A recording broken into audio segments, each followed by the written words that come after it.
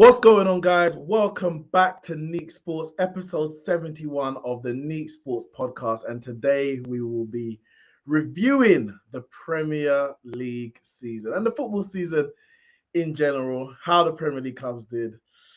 And really and truly, what we really want to see is how we fared with our predictions. All I know is that I was never wrong. Whatever I said was said in good faith at the time. And if it didn't come through, that's not my fault. Let's get started.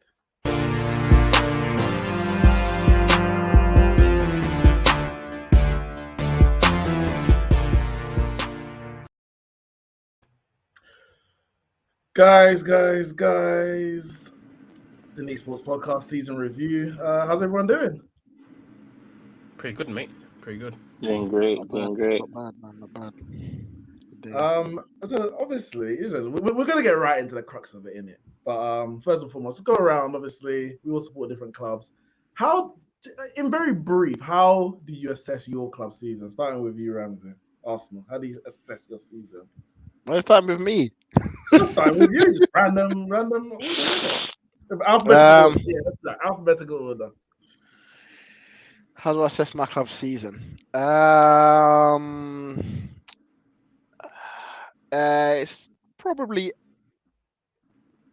average, like average to good, in a sense of if you look at the whole picture, if you look at the actual result in comparison to the pre-season where we were at pre-season, it's good because it's an improvement from 8th. It's an improvement in points, an improvement in wins. So there's been an improvement there, but obviously, oh, by the way, for those that don't know, I support Arsenal on it. So, oh, is it?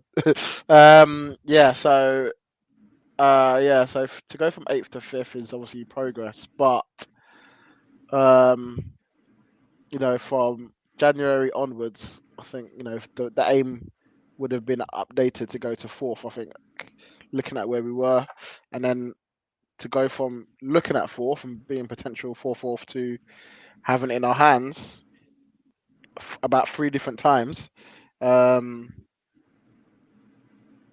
you paints a different picture. So it becomes that looked good at the start of the season in terms of you finished 5th and cool, that's a good start, but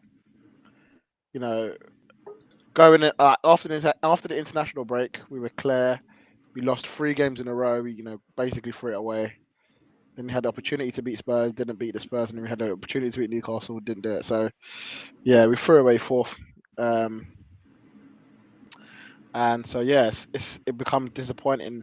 It now looks disappointing. If we were like 9th with 3 games to go, we finished 5th, then it's like, yeah, you know what, I'll take that. But when you're 4th and you throw it away, it becomes disappointment. So on total, it's quite mid average season for us, really. Mid. I like that term for Arsenal. Mid. Barcelona as next in alphabetical order. Kyle, how do you assess your season as a Barcelona fan?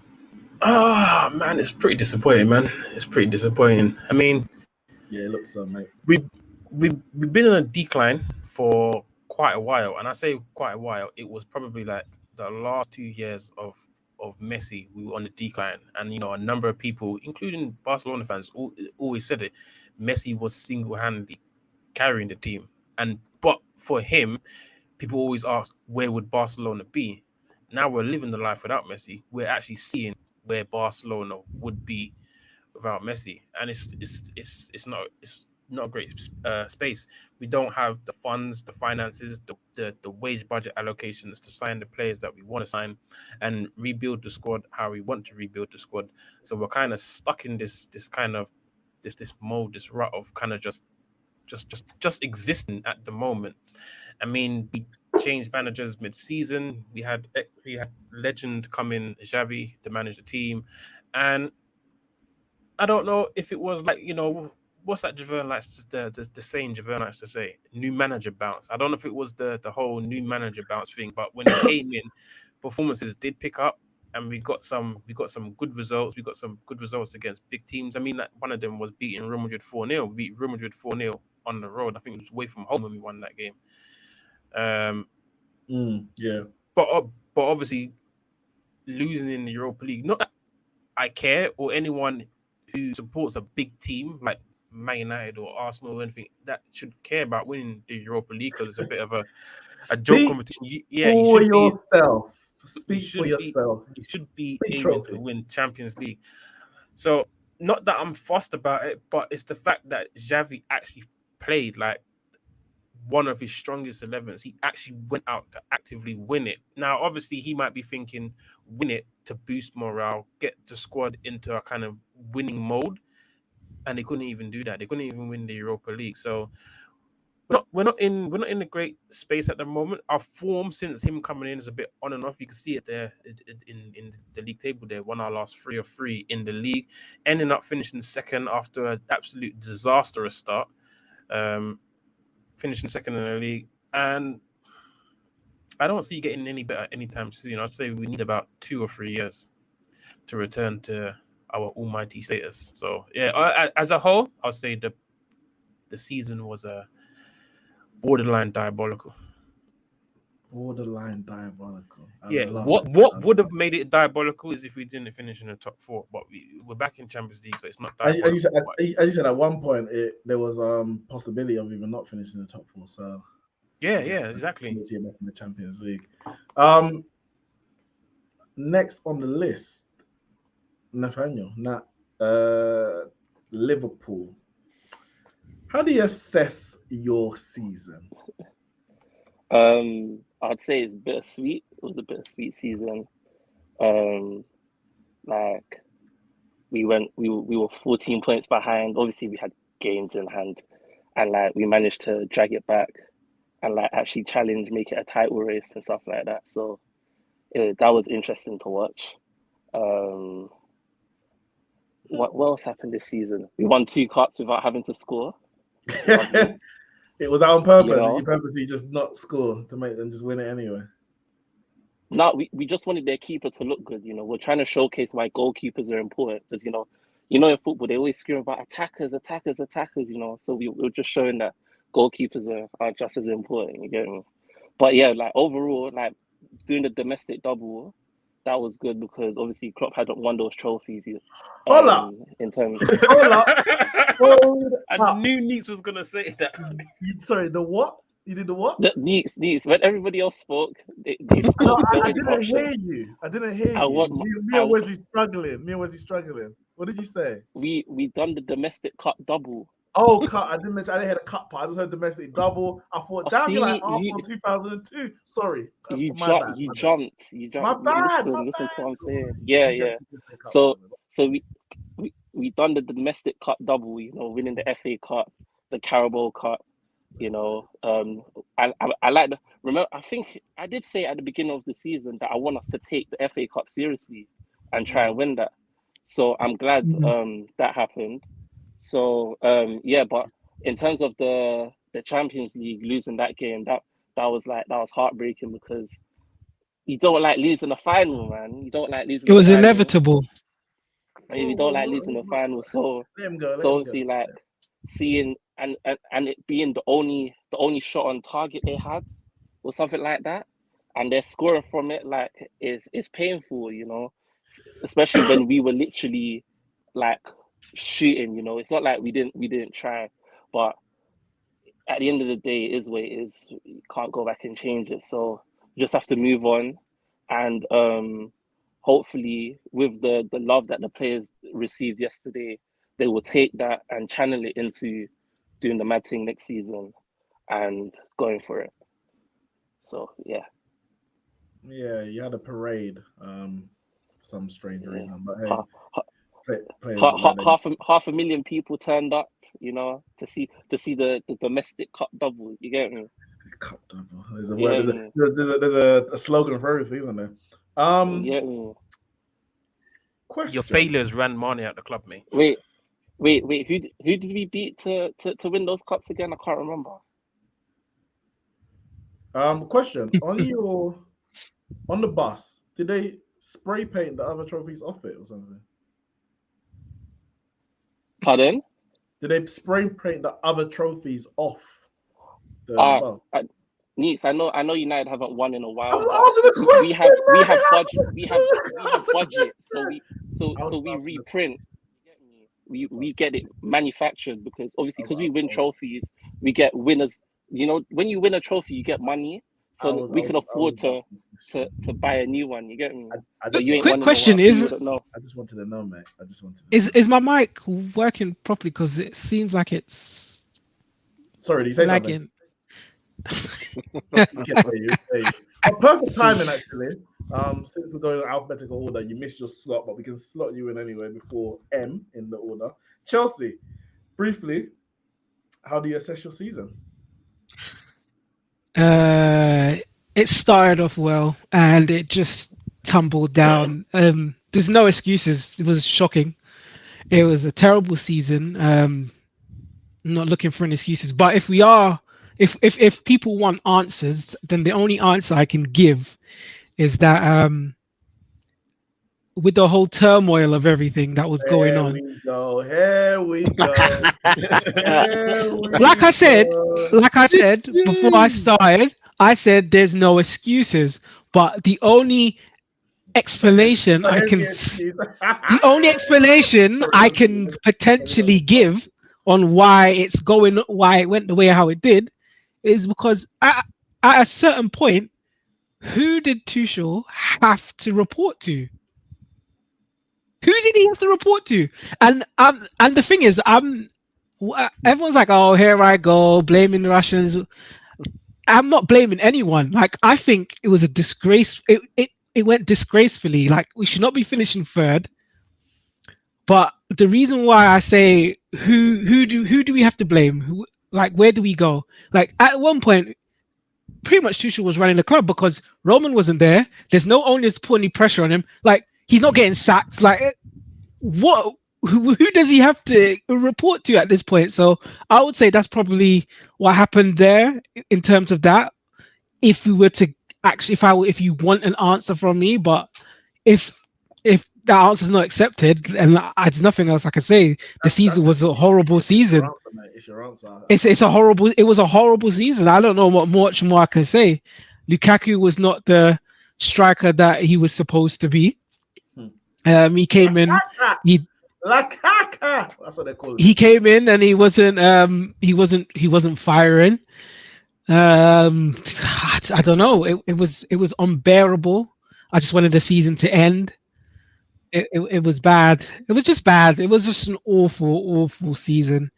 So when Roman was, absent, look at these guys. What about this woman? Arena, for greatest club director or something. Yeah, but what?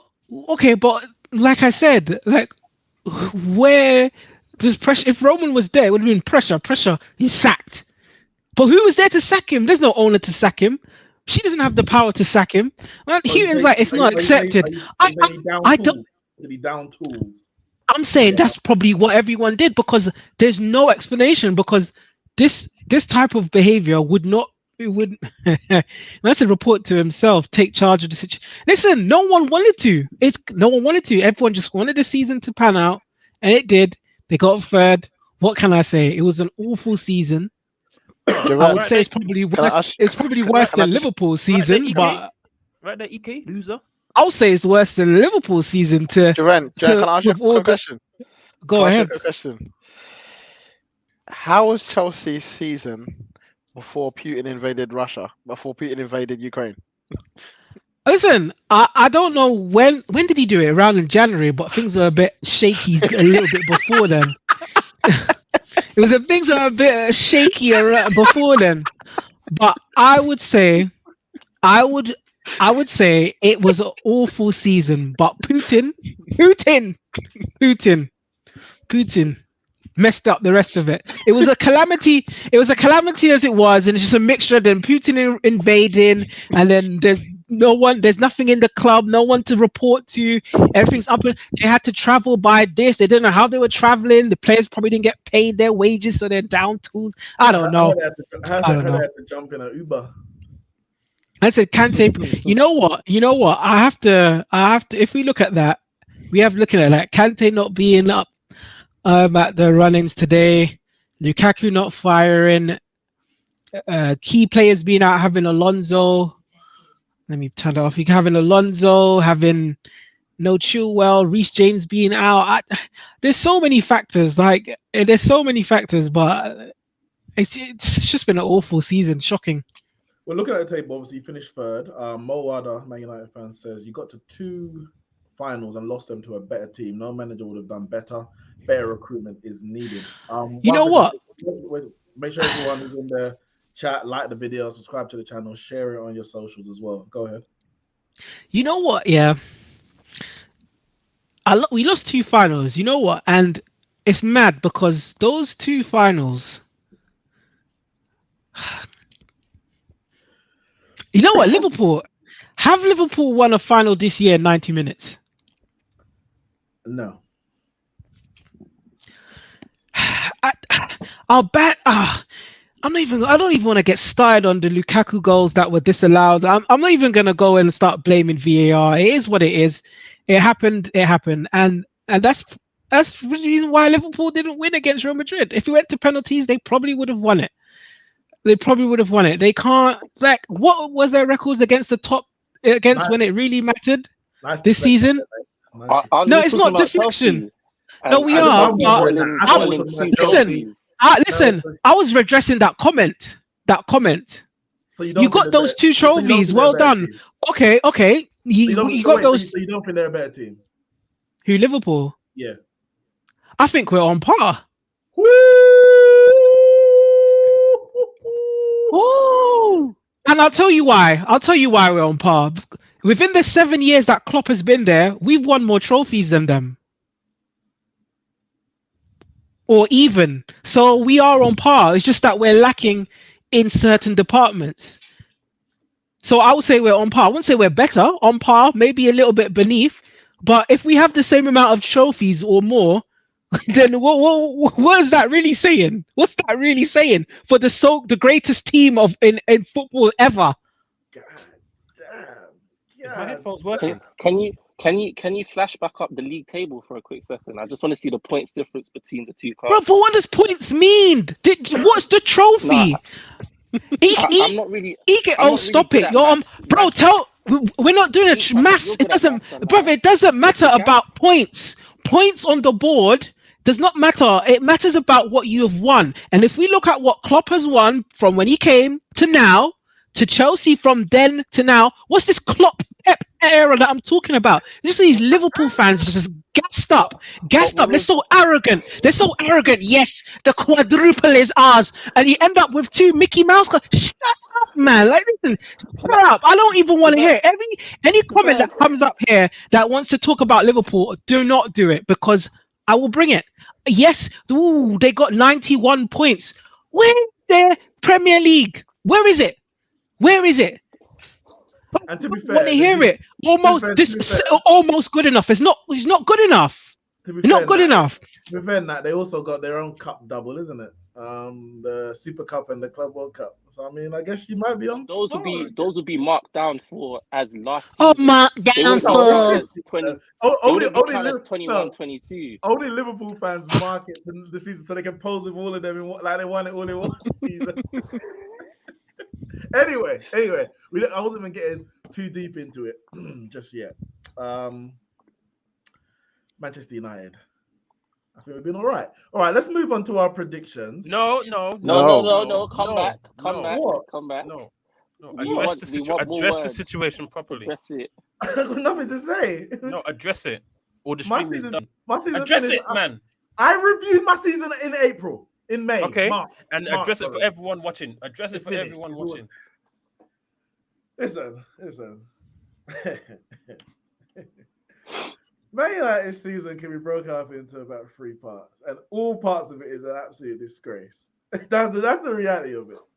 The first part under Oli, the next middle part, with Ranić post going out of the Champions League, and then on the beach since Atletico Madrid. Like, that's our season in 3. It has been, in no short, it's been disgrace. I'm not even angry anymore, to be honest. Like I was angry, and not even at the season in that way.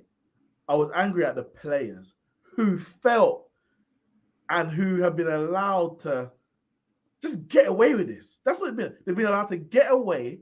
And I don't even want to, it's not a deflection, but maybe it's similar. I don't know how it is, but maybe it's how Chelsea fans felt in that year when they finished 10th.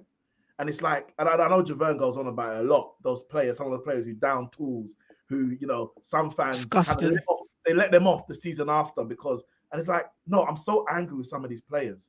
I'm just like, it's not a case of, oh, clean slate, we move on, and a new manager. No, a lot of these players have not got a clean slate. You have got dirt on your name. And to be honest, as it stands right now, if I heard breaking news, X player was sold, name that player, I don't care. No player right now has a lifeline with me, has any emotional ties, any chances. I don't care if you just came. I don't care who you are. I don't care what you've done in the past, the present, what you could do in the future. Right now, anybody can go because as a club, as a whole team, I don't like even want to pick out individuals because people haven't played well for different reasons. Some of them given up, some of them low on confidence, bad form, not good enough, whatever it is. As a whole, they've been an absolute disgrace, and none of them deserve our grace. None of them. So that's the way I view our season. Who do I blame? I mean, we probably maybe get onto it as the show goes on, but from start to finish, these overpaid prima donnas who feel and who have been given the power to basically do as they please. And when they're not happy with the manager or the coaches or the press or whatever it might be, they can just throw in the towel, down their tools and say, yeah, I'm done. Knowing that it's not going to be them who's going to go. People like, I'm not going to name names. I'm not going to do that. It's not fair on some of them players. But you got players here who have been there for so long on these contracts who have not produced for 5, 6, 7, 8, not 10 years, some of them. But they want to be saying this in the media. They want to be saying that in the media. They're talking through their agent. They're talking through their family members. They're posting this. They're posting that. It's an absolute disgrace. It's an embarrassment. So as I said, every single one of them could go. Equally, every single one of them could stay because that's just how we are as a club. I don't care about them. I don't care about them until they give me something to care about. I care about the club, the name of the club, the reputation of the club. The individuals who are ruining that, I don't give a damn. They can all go. Every last one of them. So don't even ask me, what about him? Don't worry, don't ask me. Every single one of them. Whatever name's in your head, every single one of them. What about? There we go.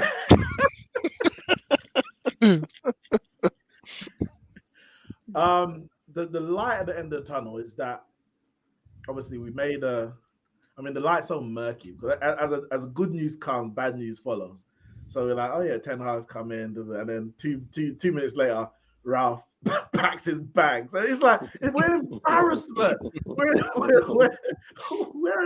joke. Like literally, when that news came out, I just laughed because what can you do? What can you do? They sacked Solskjaer, and it's funny because I always said it. People, it's not about me even being right, but I always said I'm not here to be, oh yeah, this manager in, this manager out, this manager in, this, because I know that sacking this manager or getting that manager ain't solving the issues. The issue at Man United is so much deeper. It's so much deeper. So when people are like, oh, you're Ollie out, I said, no, I'm not Ollie out. It doesn't mean I think he's good enough, but it's like, why am I wasting my energy? Yeah, you get Ollie out. And then Ralph comes in, he's like, okay, yeah, now we're going to march forward to what? What? To the Austria job. He's gone. He's gone. Like, we're a joke. We're an absolute joke. They sell us dreams through the media, PR, and they expect us to lap it up. Not with me. 10 hours coming in. All right. I mean, I guess somebody has to manage. What does that mean? Nothing. Someone has to manage. That's what it is. And we'll see what happens. There's nothing. So when it comes to the predictions for next season, don't expect to see Man United anywhere on that list. 18, 19, 20, somewhere down there at best. So You know what's funny? It's every other year United have a good season. They have a good season, and he predicts them to have a bad season. Then they have a bad season, and he predicts them to have a good season the next year. I'm telling you this now. We could win the league next year. And I'm not predicting us to finish in the top 4 the year after. I'm saying that right now. No, that's a lie. That's a lie. That's a lie. That's a lie. I'll say Leicester won the league. No, Leicester won the league. It's a fluke. Leicester won the league. What does that mean? Then what does that mean? It doesn't mean anything. Leicester won Chelsea won the league and finished 10th the year after. That's gonna be my justification behind it. No one can say, "Oh, you're being knowing you." No. Knowing you, I know for a fact if United won the league next season, the season after that, you'll be screaming. You wouldn't even do the rest of the top 4. You'll just be like United and end the podcast. I'm telling you. Yeah, West Ham United. Listen, we're done. We're finished. Whatever happens from here on in is a fluke. There's no planning behind it. It's all luck. It's luck. There's nothing. We're a joke. So that's how I assess our season. An absolute joke. However, we all made... Yes, Mawada, we should sue this club for emotional damage. We should. We invested too much into this crap. However, we made predictions. So it's all good us assessing the season as it was. So yes, easy. But we have to own up to what we did in it. And you can't assess predictions. They're predictions. Listen, probably need answers. How did we get How did I know Putin was going to invade Ukraine? Like, come on, you have to take. I have to accept that someone's just gonna come and try to take over a country. Injuries, red cards, invasion, like things happen. Invasions, because invasions happen. Wait, before we continue, I just want to offer my sincerest apologies to everyone watching for any of the ridiculous predictions that I made. You may continue. It's predictions, isn't it? All right, so I've just listed. We've got a few predictions here. Now I had Chelsea. To be fair, these are like the real outlandish ones, so we're gonna have to answer to them. I'll start in it. Chelsea. I had Chelsea winning the league. Wait, Neeks, before you start, right? I've got an pointing system for the whole thing. Do you want me to keep track, or me to explain it just quickly, briefly, so we can really ascertain? You can keep track of it. I mean, I've got something that we can ascertain who won. I don't know if you need to do it as a points tally. It's up to you, but you can keep track of it. But I have got something as well. Okay. Please don't forget my bonus point for that my Lukaku prediction. Mate, I just deal with it. That's what I'm saying. I do in the facts. Where did you predict they were going to finish and where they finished? That's it. Okay. There's no context allowed unless it's to do with my prediction. So all these highlighted ones, are they outrageous? Because City finishing second is not outrageous. Well, we're going to have to answer to them. I had Chelsea winning the league, and I believe being the European champions, Thomas Tuchel, world-class manager, I think they created some of the most chances in the league or up there last season. So going into this season, I was like, well, all they need is a striker. They get a striker who's proven. He's proven across Europe, across different teams internationally. We know he doesn't score in the big game. That wasn't Chelsea's problems. Chelsea had a good record against Man City, a good record against Liverpool under Tuchel. Obviously, the cup competitions, Real Madrid, whoever you beat on the way there as well, Atletico Madrid. But you need those goals in the small games. And who's better than that? The small game Romelu. So I had Chelsea winning the league. Part of it was a necessity to, keep Liverpool and Man City's major trophy count down and, those kind of protecting Man United's Premier League legacy, all that kind of stuff. But I truly believe... can't protect that anymore, boy. That's long gone. Like you said, you're finished. Well, we still got 30 in Premier League, so they need to get that. And I have faith in Chelsea and Conte to protect it for as long as we can. That's giving a little insight into next season. But when it comes to Chelsea, I had Chelsea winning the league. And at a bare minimum, they had to challenge for it. Based on the season before, how Tuchel did for half of the season, they have to challenge for it. And to be honest, I know I'm not the only one. We'll see as the season, as the predictions get, we fill in the other spots. I'm not the only one. And even in the Chelsea fan base, a lot of them thought, all right, cool. this Chelsea team weren't ready now. That's why they're ready. They weren't ready. They flopped. Crystal Palace, listen, Vieira, he surprised me. He surprised. Crystal Palace fight relegation every year. And obviously they usually get out of it at the end. And I felt it wasn't even a case of Vieira, because a lot of people did this, he's only managed Nice and he managed New York, whatever it was. I was like, that's not really what it was. It was more a case of they've been playing this certain style of football under Roy Hodgson and, surviving relegation. Vieira's he's inexperienced, and now he's going to want them to play a completely different way. I thought they will struggle to adapt. They haven't. He's done well. They've done well. Proved me completely wrong. They weren't really ever in a relegation battle, if we're going to be honest. If anything, in the back end of the season, they dropped a few points and they fell off a little bit, and they still finished, I think, 12th in the end. So, yeah, big surprise there. And Cristiano Ronaldo. That's the last one I'll say. We'll deal with the UCL in a second. Cristiano Ronaldo. And it will make sense once you see my full predictions. Now, Ronaldo is the greatest player of all time, in my opinion. In his era anyway. And without a shadow of a doubt, he's the greatest goal scorer of all time. That's factually correct. So Ronaldo joins Manchester United on the back of a pretty good transfer window based on the players brought in. Varane, Sancho, Ronaldo finished second last year, 74 points. So I'm like, all right, well, you put Ronaldo in there. Yeah, it's not going to be. I didn't have us to win the league, didn't have us to win anything really, but he should bang goals. Now, he did bang goals. Like, I know we had a big debate in the Neeks Sports with me and Kyle anyway, and about whether he scored enough or whether he should, would another player be better? Was it a bad signing? Blah, blah. And some people have said Ronaldo's a bad signing, Ronaldo's a good signing. Listen, Ronaldo scored 18 goals, and he scored 18 goals in how many games? 18 goals in 30 games. That's better than a goal every other game. Big goals as well. He got a winning hat trick against Spurs. Beat Spurs twice, actually. Once away and once at home, scoring in both. Scored against Arsenal, home and away as well. Now, in reality, where we ended up, those should have been big goals because we were fighting for top 4.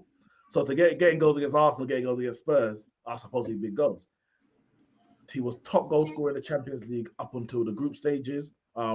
Big goals, Villarreal, Atalanta, home and away. Like, if it wasn't for him, we would have been in Europa League again if we got out of the group at all. So for me, listen, it's wrong. Salah and Son won it. But I'm not ashamed of that. I'm not even holding that L on that. It's a prediction that I got wrong. But when you go through the rest of it, there's worse. I'm taking that. Ronaldo, you did your job. Man United failed you. But 18 goals compared to what, 22 or 23 was the final amount? Third top goal scorer. I'll take that. That's me personally. Kyle. Yo. Yeah, Liverpool. No, I'm going to do a Liverpool one. Aston Villa. I just realized something. 3ND. Sick. Explain that one for me.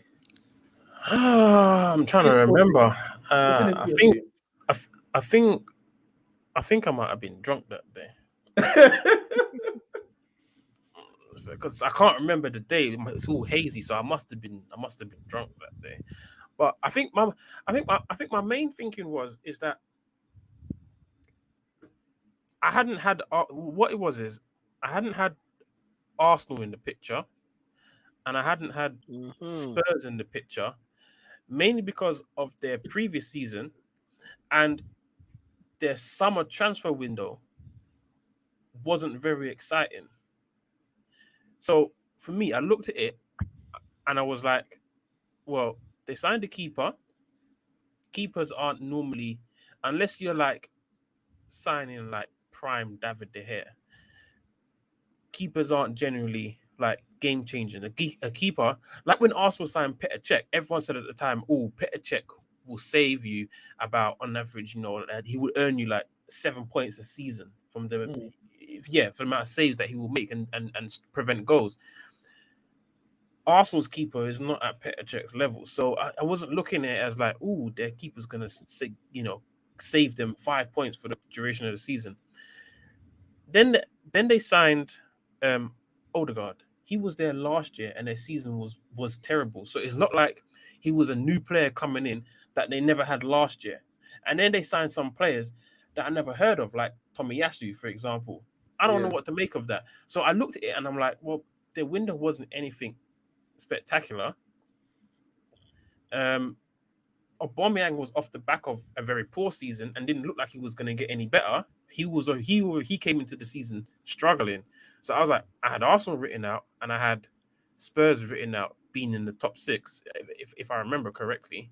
And so I just thought, naturally, who's going to be the ones challenging for those positions? And in my head, it was just West Ham, Leicester, Aston Villa, those mode of players. And I just ended up going for Aston Villa, man. But yeah, I guess I was drunk, man. Moada says signing Bailey, Ings, and Buendia.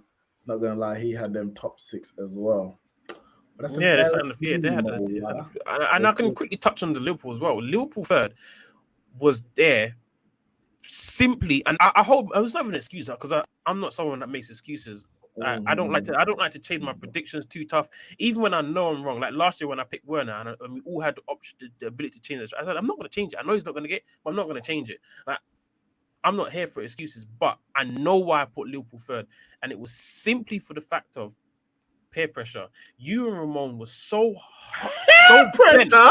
You're trying to blame me. What's going on here, mate? You and Ramon was so hard bent on Chelsea being good, and I was like, Chelsea ain't good, man. Look at their players, and I don't see that they got it. And you look were so bent on. You had predicted Chelsea to win the whole league, Champions League winners, creating the most chances. You had persuaded me. You can't do that, mate. So I put nothing to do with me. So I made my prediction. You make yours. No, you lot were so hard bent on it. It made me say, you know what? Maybe I should reconsider what I was doing. So I put Liverpool down in third. But my mistake in it, I should have had them in second. I don't know why you mentioned me and Ramon. I didn't forget that. It's because I'm telling you why. It was peer pressure. Is peer pressure not a thing? Is peer pressure not a thing? Bad choice. No, it was peer pressure. 1 minute you're drunk. Next minute is peer pressure. Just accept the L, bro. No, it was peer pressure. It was peer pressure. Jay. I don't know where to start. You had Man United winning the league.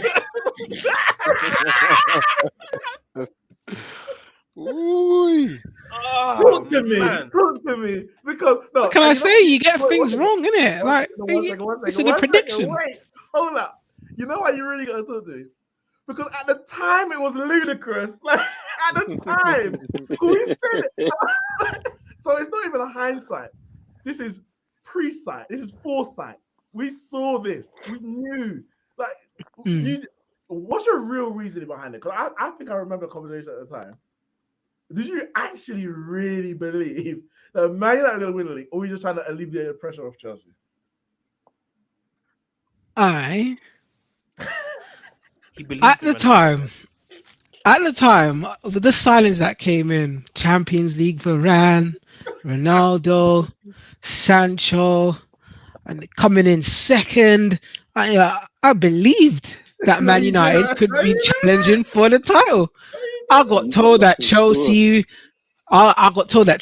should be going for the title. They're right up there, all of this, and I was like, I don't think Chelsea have it, but everyone's telling me that they had it, and I was like, if Chelsea who have it, who finished third, and Man United who finished second had a better chance for winning than us, then surely they should go on now, march on to win the title.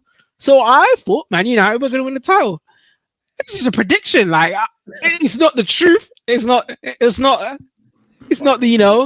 Far from the truth. No, exactly. Like, it's just a prediction. We don't know what's going to happen, is it? So I don't think you believed it. No, what I really want to know is because I remember at the time I said to Juven, that's not something that could ever happen. He said it's going to be free flowing 4-way between Man United. I did. I thought it was going to be a fluid thing because everyone looking good. Man was like week in, week out, the team at top's going to change. Javon, that's not something that can ever happen. That's never going. You're not going to have 4 man in the Premier League. It could happen. It could happen. It's not going to happen. It could have happened now. It could have because all 4 of them have decent teams. I wouldn't. The signings that Man United have don't mean that they should be finishing 6th. No, we shouldn't be. But that's what I'm trying to say. Like I'm saying it should be every week in, week out with those teams. They should be fighting. It should not have gone the way how it went. I thought it would have. I was wrong. All right, and Lakaka, big 4-4 safety, small game. Like he went and he scored lots of goals in the Premier League before. So at Chelsea, I thought he would have scored more. I was wrong. It's SJ's fault, man. Can I just get? Who's that? Sorry, it's whose fault? Or is that his girl? It's SJ's fault. She left him during the season, isn't it? So Just for context, he joined for 97.5 million, played 26 games, and scored 8 goals. He didn't even get into double figures. Can I just say? Go on. That's a 30% like, before. Goal ratio, whatever it is. Yeah. And a certain man called Origi has a 40% ratio, and he only scored, I think, 6 goals or 4 goals or 3 goals. I can't remember. But we know who the better Belgian striker is. Oh, are we doing this thing again? Like Terry always says, you don't compare trash to trash. They're both trash. Like, they're both rubbish. I'm just saying 40% is better than 30%, you know? Yeah, but they're both rubbish. I don't get it. It doesn't make a difference. Neither of them's a 2-1. Exactly. Ramsey. Now, Tottenham. Now, it's not a big howler, but it's a howler because the difference between 4th and 5th is actually big. It's not like 2nd and 3rd, 3rd and 4th, where in reality that's all Champions League football. None of you win the title. You didn't have Tottenham finishing in the top 4. They finished in the top 4 despite sacking their manager in the middle of the season, and there was at least 6 points behind Arsenal, and Arsenal had a game in hand on them. That is, as an Arsenal fan, and your prediction, that must kill you to get that one wrong. Because that's a double whammy. You got it wrong, and it cost you in the end. Yes and no, because who did I have 4th? I think I had Man United 4th, innit? I think I had Man United 4th. So it's not my fault that Man United have had an absolute howler this season. Whoa. It's not my fault. You didn't have Man United 4th. Oh, who did I have 4th? Yeah, Liverpool 4th. And but that's because you lot bought Ronaldo, so I moved you up. That's because you bought Ronaldo and I moved you up. So I thought you lot are gonna have an amazing season. Ronaldo's there, same like Javern, but with a little bit less on that. But I just thought this is it. They've bought strong. I expect them to finish in the top 4. I expected it. It was just the norm. It was like, yeah, you're not going to finish top 4. Yeah, cool. Who else? Remember, I think my first predictions at the start of the season, I said they're going to scrape it. I think United will scrape it on the last day. They might get top 4. Then they said Ronaldo after that. And I thought, yeah, guaranteed top 4. It's there for them. And they might even pick Liverpool to it. That's how confident I was. Yeah, I didn't see the season that it just season that you had, it just imploded. And obviously at the same time, I'm thinking Spurs have got Nuno. So I thought they're gonna have Nuno for the rest of the season. Nuno ain't getting them top 4. You have to account for injuries, suspensions, and managerial changes. That's just the way that's football. Yeah, but I can't predict a manager's going to get sacked and then move them down. I can't predict that. I can't predict that. That's what I'm trying to say, man. The rest of predict Putin, you should predict content. Oh, yeah. Nah, all I'm doing is looking at the squads, the manager, and I think, you know what? I looked at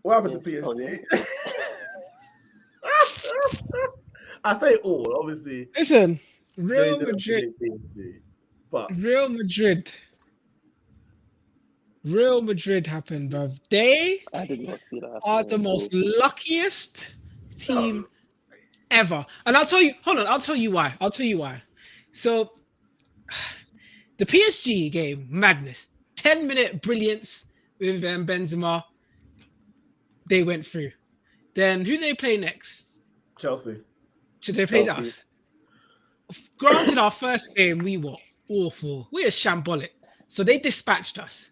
But for them to let us come back the way that we did and almost lose it, they're just lucky.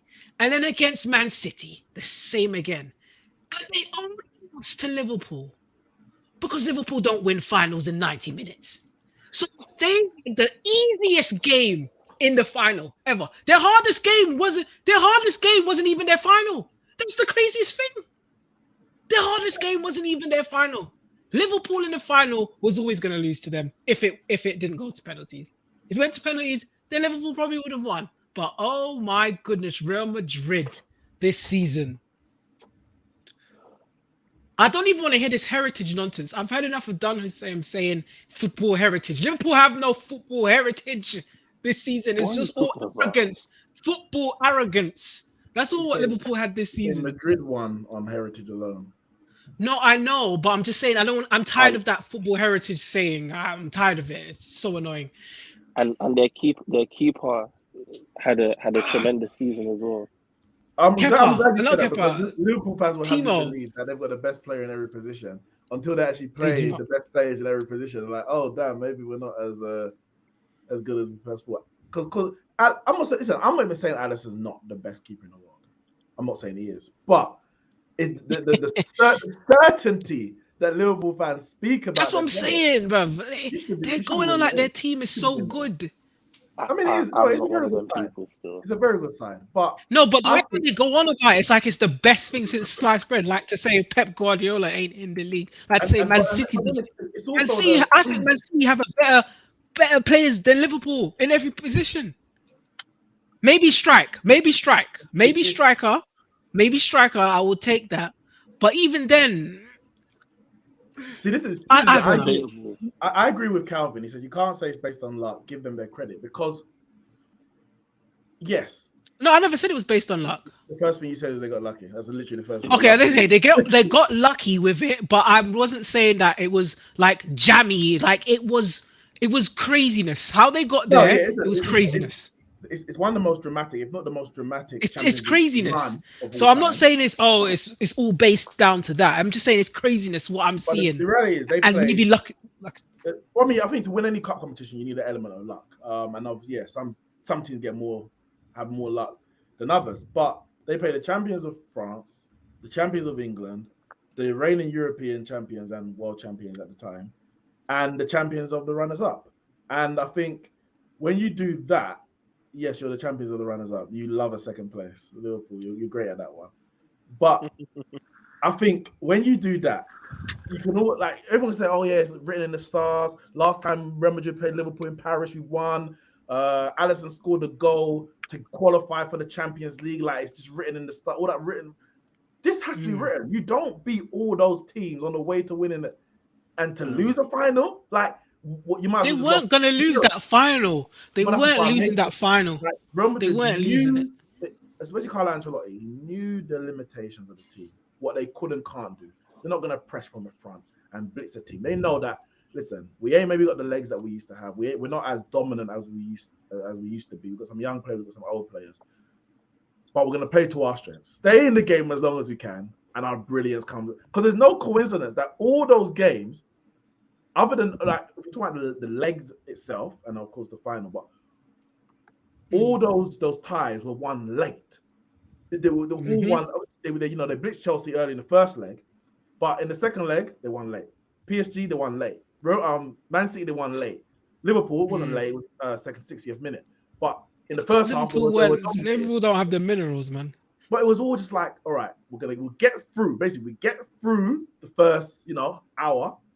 And then when because there's only so long a team can press for. Like as much asthma pumps that Liverpool take, they can't press forever. And the moment that they lose a bit of that energy, we just cut through them. And Modric, Benzema, my guy Militao, Vinicius Jr. and Courtois, like they just did the business. They did the business. So the PSG one, I can't even put it down to Real Madrid. PSG have been awful. They have been awful. No, they have, but to be 3-0 up, what were they? 3-0? 2-0. But I mean, like, if they beat Real Madrid, they probably still won't win the league. Messi, that signing ain't worked this season. Neymar ain't been great. Mbappe's been carrying that team. Mbappe has been carrying that team in all competitions. And that says a lot. And the team's still rubbish. He's great. He's a great. That's why he owns it now. He carried them, and they're still man, dead guy. That's why he owns the club now. But that's how he owns it. Yeah, it's true. MSG. I think even if they beat Real Madrid, they weren't winning it. And I think we all got caught up in the PSG. And the thing is, we did say at the time, it's like, I remember I said anyway, I think we may all agree. It's not that I think they're going to win it, but when you have Messi, Neymar, and Mbappe, you have to win it. So I think that, and that's what I said at the time. I'm not shying away from it, but it was like, I don't really think they're going to win it, but you have to win it. Who do you predict if not Messi, Neymar, and Mbappe, and Verratti, and Hakimi, and Donnarumma? Like, they made a lot of signings. Like, it wasn't just Messi. They made a lot of signings. Somehow Poch is still in the job, and the Messi says it's going to be a different season. So we will see. But let me get the rest of the predictions. So that was the howler that we had to answer for. Bear with me 1 second. And this is what we ended up with. Now, to make it a bit easier to see, there's a lot of red lines there, guys. These are all the wrong predictions and the right predictions. There needs to be a cross. There needs to be a cross on third and we got to do no. This is accurate predictions. Kyle, well done. Oh my God. Very, very well done. You had Man City winning. You had Watford 19th. You had Norwich 20th. And you had Salah winning the Golden Boot. I have Norwich. Everybody else. I said they learned, didn't I? Fucking hell. Everybody else. In one way. Come on. Watford. I said, come on. 19th, 18th, 19th, 20th means nothing. They're all relegated, man. Get out of here, man. What kind of nonsense is that? Nah. I'll give you a blind. Come on. I'll give you a blind. Thank you. I'll give you a blind. The ones in yellow, you kind of got right. Kind of got right. So they got relegated, but they weren't in the position that you said. Or they got Champions League, but not in the position that you said. But it still come back to the same thing. Kyle got 4 perfect scores. No, he didn't get Son. He's supposed to predict it all. Oh, come on. No, hold on. He's supposed to predict it all. That's what you don't know. Don't come with that. You're supposed to predict it all. You've been saying that for the whole thing. Salah, you got to predict that someo's going to come join. So that's wrong. Okay. But we don't have 2 picks. If I said Salah and Son, they would have said no, picked one. No. But then that's why I keep saying that this is But this is not on you. This is not on you. This is all on Neeks. What is it that I said that I called this? Ask your question. Who won the Golden Boot? Go on. Salah and Son. All right, that's it. You said it. You said Salah. That's it. I also said Son. So, okay, let me ask you another question. Did Salah win the Golden Boot? Yes. All right. But he did not. He wasn't the only one that won it. No, they do. But come on, this is what you. This is you. This is your rules. This is what did I call this earlier? The Tyro podcast. This is what I mean. It is picks and chooses. Oh yeah, nope. This is the rules. Oh, but this is the rules now. But you don't enforce them. Tyrant. That's accurate. Tyrant. It's as accurate as it can be. It's as accurate as it can be. Tyrant. Salah won the Golden Boot. Son happened to sneak in on the last. Win it. Happened. He won it too. That's right. Happened to. He got it right. He got it right. But half of it. Listen, yeah, I had Man United finishing second, didn't it? So only Cal predicted a win for Man City. So yeah, Cal's the only one predicting win for Man City. Listen, I don't stray away from my boy Pep, man. I have full faith in him. Put your neck out on the line, man. Why? It's right. Yeah, but you're right. Have some fun. I can't for the life of me. Year. I can't for the life of me understand how I didn't put Norwich to get relegated. What are you thinking? I don't understand.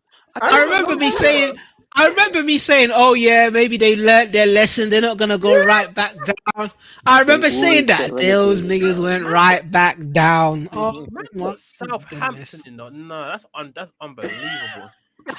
But I'm thinking, I'm thinking. You have Wolves. Yeah, because they're crap. Because they're rubbish. They finished 10th. I know they did, but they're still rubbish. I had Brighton, they finished 9th. I mean, it's like the Brentford ones are calm. Like Brentford came up, fair enough. They were like, I get why, but I mean, I get why everything had a reason in it. Brighton probably would have went down. Who even gets to? But they're so lucky. Who gets to sign Eriksen? They probably would have went down. No, Eriksen, come on. You know what it is with Norwich, yeah? They dominated the championship, innit? Yeah. 97 points, 26. Pookie got 26 goals. I'm thinking, yeah, they're good to go. They're here to stay. And then they meet the levels, and then yeah. No, next year I'm predicting all of them to go back down. Forest, Fulham. Right. Yeah, you're likely to. You're likely to. I'm just happy Burnley's gone. Yeah, you had Burnley. I'm actually gutted they went down, man. I'm so happy. Burnley had to go, man. I told you, do not pick Burnley to go down because Sean Dyche won't get relegated, and he didn't get them relegated. He didn't. He did not get them relegated.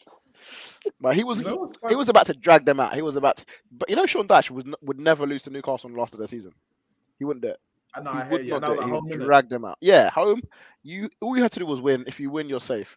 But he wouldn't have been in that position, though. He wouldn't have been in that position. He would have already been confirmed down.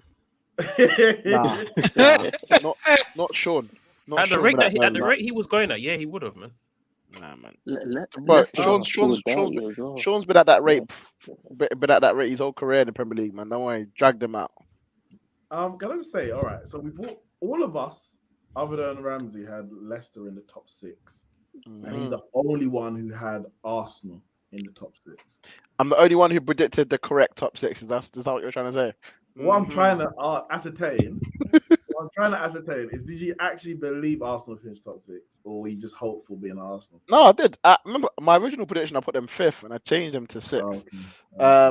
I did. I just felt like Leicester being in Europe, I didn't think they'd be able to finish above us. With us not being in Europe, and them being in Europe, I just didn't feel like they'd be able to have the squad to finish above us. So I did think we'd do it. Who dropped out of my top 6? Oh, it was Arsenal. And I didn't think. I know, like, obviously a lot of people looked at the squad and thought it wasn't good enough. I felt like they gambled, and they had to get top 6, man. They had to. And that, I think that was their target at the start of the season, to be honest. Yeah. Almost worked out even better. Nat, you thought you were onto something. West Ham, innit? You got that one wrong, mate. What the Europa League? Listen. I was close, unlucky. Man. I was close. They were just unlucky. You get me? Go on. Out of everybody, at least I predicted a finalist. Come on. That's what you talk semi-finalist, mate. Semi-finalist. Yeah, it's still a final, though. It's still a final. Quarterfinal. Definitely not a final. Yeah, that's awful. It's called a semi-final. It's a semi-final. You get me? But anyways, like another one you were so close with was Liverpool. Got that one wrong. Yeah, by 1 point, man. Come on. So you're going wrong. Come Like, I'm on. just trying to understand. The margins are Bro, the you had margins. Chelsea. Bro, you had Chelsea, Me and United, you we're City, in the and then same. Liverpool. You Listen, are we're in the worse same than boat, me. bro. I had my pick to win Worse it, than qualify me. for Champions League without winning the Premier League, and won 2 cups. Your prediction to win it, didn't win the Premier League, qualified for the Champions League, and got 2 cups. 1, 2 cups. Yeah. Yeah, same thing, Fair isn't it? enough. Own it. You saying not that only one not even to get one top 4 team right. Damn. No.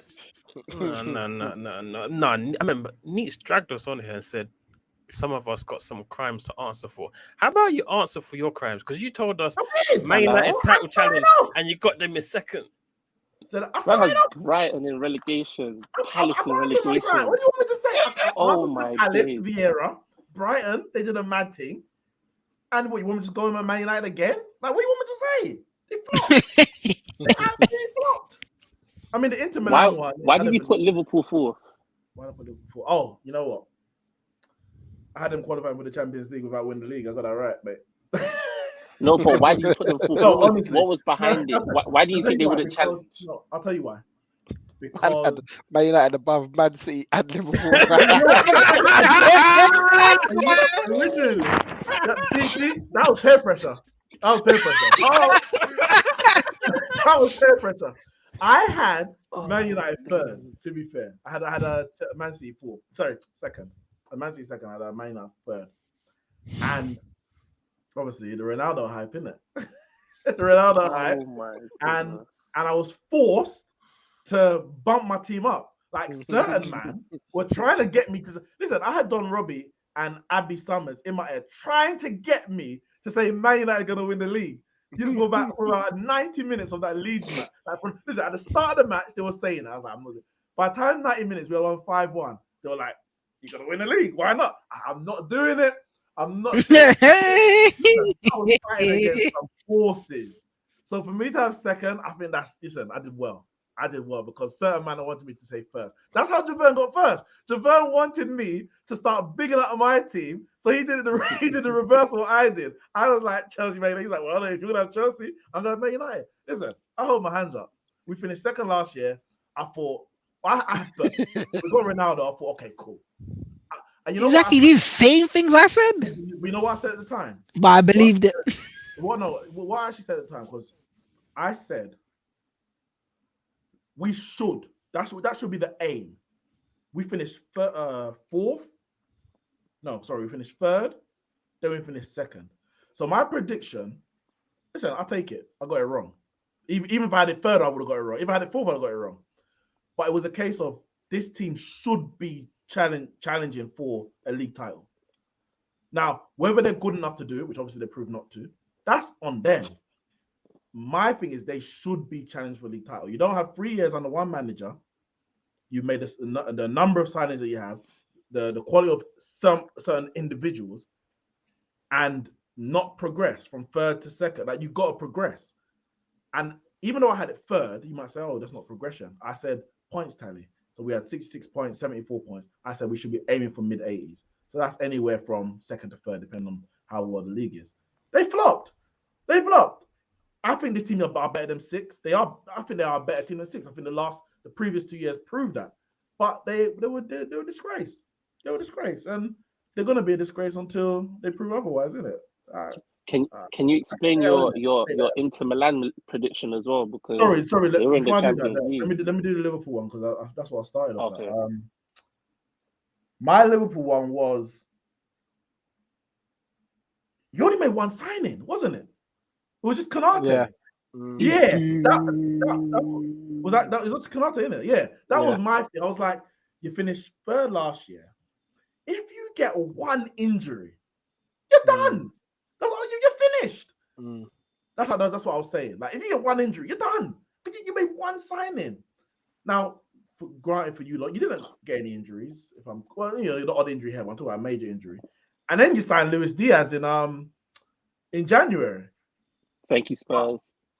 Yeah, because he said yes. I think Spurs went in for him. That why you not even made a listen. If Spurs didn't go for Diaz in January, you could easily end the season empty-handed. because he gave you that boost that really just pushed you on in all competitions. And yeah, I thought that, okay, you finished, obviously you won the league, then you finish third, obviously had all those injuries. But I just felt, yeah, this Liverpool team, not that they're finished, but And I can't see them really challenging for the league the year after. I think we were all in agreement as well that we just didn't know how Van Dijk was going to come back, because obviously he hadn't played since his injury against Everton, and we were just like, we don't know the type of player Van Dijk's going to come back as. So and let's not forget, Alisson got them into the top 4 by heading a goal against West Brom last season before that. They scraped top 4 last year.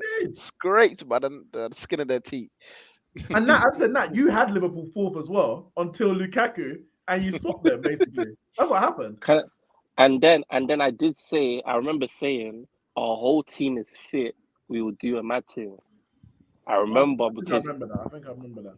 Our whole team is fit. But it's like you're predicting your whole team, and Javon has to predict Putin. Like, but Nat, what are you saying? Your whole team was fit, and you still bottled it.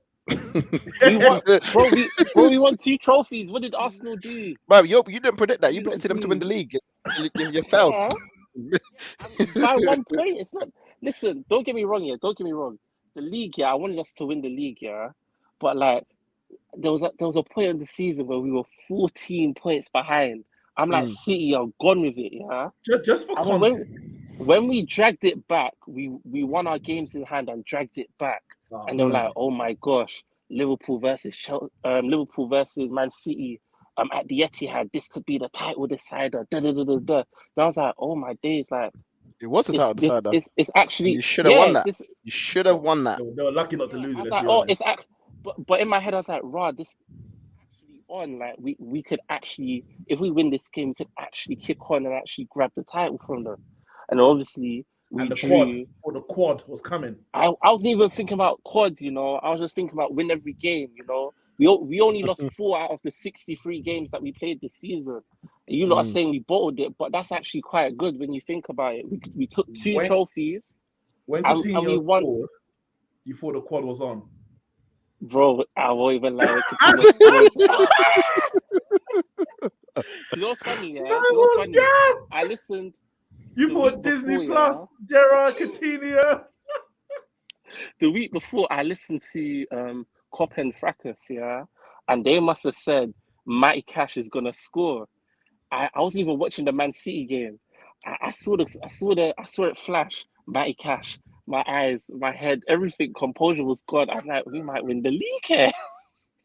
And then when Coutinho scored, I was like, Gerard, Coutinho, are we running it back? Are we gonna win the league? And then obviously half time came. Gerard, Coutinho bottled it, slipped up, and Man City won the league. Run it back, 2014 all over again. Bro, listen. I at the end of the day, like, I was like, whatever it is, what it is. We should have scored when earlier to put pressure on them. If you had taken the lead and that you scored to City, then that pressure may have been on. But at no point on that day where you that stadium would have got emptier. That stadium would have got emptier. At no point during that day you felt it. The league, and there was no pressure on them. So it is what it is, isn't it? You didn't win it. It is what it is, man. Balance of the world is restored slightly. Can I ask a question? Can I ask a serious question? Like, obviously, I know City won back-to-back 4 and 5 years, but can we really say they're really sick? Because this season I feel like they did good, but they did bad at the same time. Like, I feel like they should have won the Champions League. Well, Javon had Man City predicted to win the They should have been in the final. They should have been in that final. They should have, like, if you're Man City, they're Man City, the best in England. They should have been in that final. They should have been. They should have challenged. They should have challenged us better in that FA Cup semi-final. They should have done well, bruv. I'm telling you, the FA Cup, Pep Guardiola City. No, but I'm saying the FA Cup, whatever. I'm not really whatever it happens. Like, they play a second team in there anyway, and whatever is what it is. Well done. But I agree. Champions League. Pep Guardiola has flopped in the Champions League since he left Barcelona. That's just a fact. Like, I don't care what we say. It's a fact. He took over a treble winning Bayern Munich, didn't get back to a final. He's been at Man City, but that was for 3 years. He's been at Man City for, what are we saying, 6 years now. 6 years. And got to one Champions League final. And it's not even just one Champions League final, because you can say, it's hard. It's a tough competition. The best teams in Europe, blah, blah. Look who he's gone out to. He's went out to exactly. Listen, that was a great Monaco side the first year. Fair enough. The first year there at Man City, and there was electric. Mbappe, Bernardo Silva, Fabinho, Falcao. That brilliant team. Fair enough. But, it was that Monaco team stripped and raided, boy. Yeah, exactly. Partly by Man City themselves, like Bernardo Silva. But then the next year, that's 2017. Mendy. 2018, they go out to Spurs. No, Liverpool 2018. And it's like Liverpool finished 4th that year. And they ransacked you at Anfield, and then they beat you at the Etihad. You can't do that. You're the best team in England, 100 points, Centurions, and you lose to the 4th place team in England that year. 2019, they go out to Spurs. Spurs again finished 4th that year. And it's Spurs. They bottled it. No, you're right. Yeah, they absolutely bottled it. They were 1-0 down away leg, took it back to the Etihad, and they couldn't keep Spurs out. Every time they scored, Spurs came back. 2019, one-legged tie in a secluded location, no fans, so they should be perfect for them. They go out to Lyon, like, bottled it again. Last year, all right, finally, Man City get to the final. Chelsea, new manager, finishing, just struggled, and last day of the season finished 4th only because Spurs lost to Leicester on the last day of the season. That's why they beat Leicester last day of the season. And let's be honest, they were kind of outplayed by. I guess we would have been in the Champions League anyway. Yeah. It's like they didn't really deserve to win that game. And people say, all right, their first final, next time they get there. All right, but when is the next time? Because now they dominated Real Madrid. Should have been all 3-4-0 up at half time. And they go up to Real Madrid. So I agree. Man City have failed in the Champions League. Pep has failed in Champions League since he left Barcelona. But they still had a better season than Liverpool when all is said and done. Can I say something as well? Can I say one other thing as well about the Carabao Cup? Yeah, how they lost that. What's that? The last what? What's what? What's that? What cup you talking about? The Carabao Cup. You wouldn't know because Arsenal don't win it. What's actually ever won that cup? Yeah. Oh, that was pre-Wenger. But yeah, I'll say with the Carabao Cup, do you see how they lose it as soon as like teams start taking it seriously? That's what I'm saying.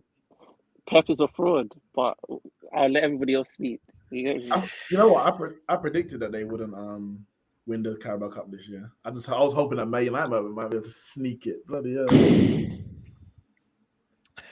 I think Pep ran Klopp out of Germany, and now he's probably about to run him out of England again. Yeah. The man can't. He's just not good enough. Clearly. Who? Klopp. What are you talking about? No, he's not better than Pep. What? I never said he was. I never said he. No, I just wanted to hear what your thoughts on that. Where this is your great. Sorry to take over, but the greatest Liverpool team. I'm sorry, but I'm actually been going into the studio on the football terrace, and I'm just hearing all these Liverpool fans, greatest team of all time, and all of this. What do you have to show for it? You end the season. No, when I said he's going to run him out in terms of he's going to end up having nothing compared to Pep. That's what I mean by run him out. Just like how he left Germany as well when he just couldn't beat Pep. But I'm just saying, when all is said and done, how is this the greatest Liverpool team ever in the world, and all you have to show to your name is one Premier League trophy in 2000 and how many days? I think a lot of people are going off of like, is it sensationalism or whatever it's called? Yeah. You know when you have people like Roy Hodgson managing your team and you're close to relegation, you almost go into administration and so forth. When you finally actually when you finally go from like when you finally come back to where you're supposed to be, of course we're gonna say the greatest Liverpool No, team but you ever. can't Like be the greatest I don't say it personally because that just takes it away from Man City, who have been winning let it him for go. four. Let him go. Let him go. Sorry, No, go on.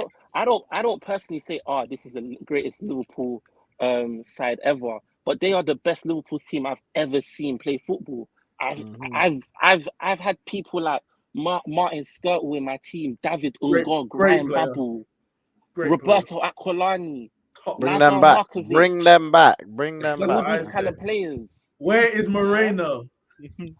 Alberto, don't let me don't talk about Maybe, that guy. But maybe like you. we've had those players, you get me?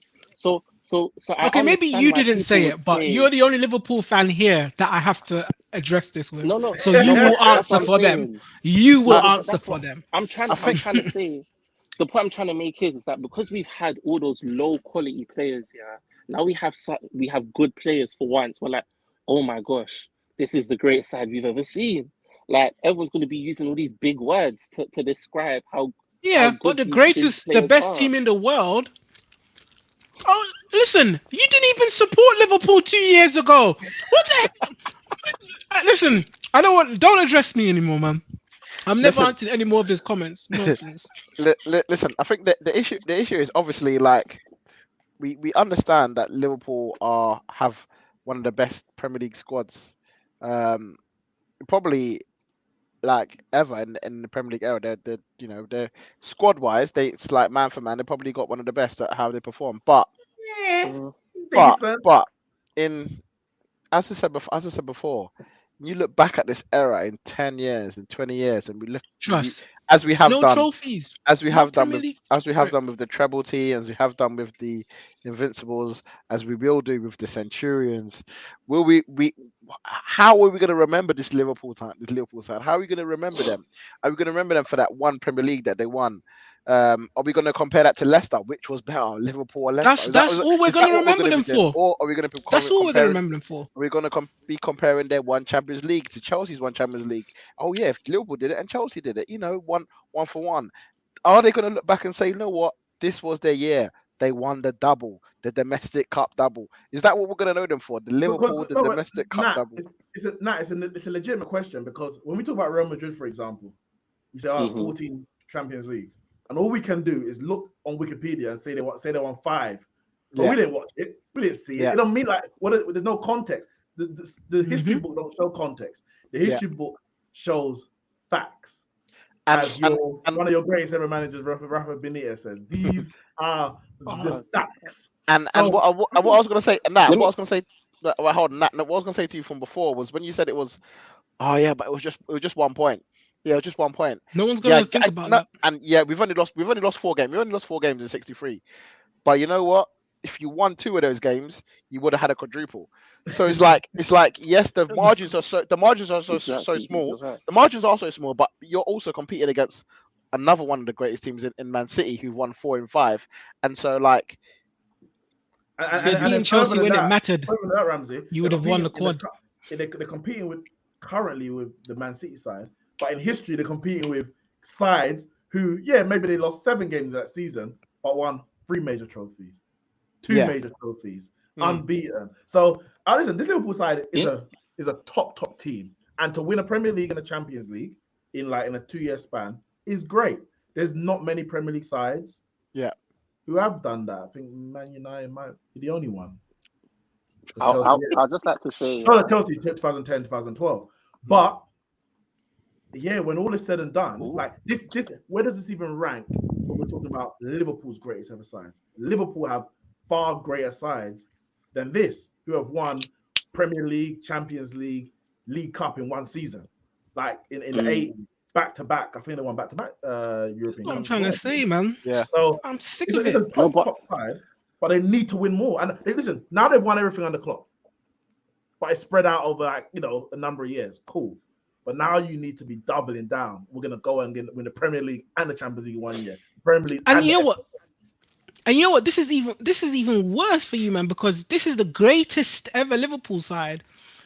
When you go back, people are going to be like, how good were they really if they've only won one Premier League and things? So this is the point. This is what I don't want to hear it. I don't want to hear it, because when you look back at it, how good were they really? I mean, we were good enough to win 2 trophies against you. Well, yeah, you say that, but like I said, how good was it really?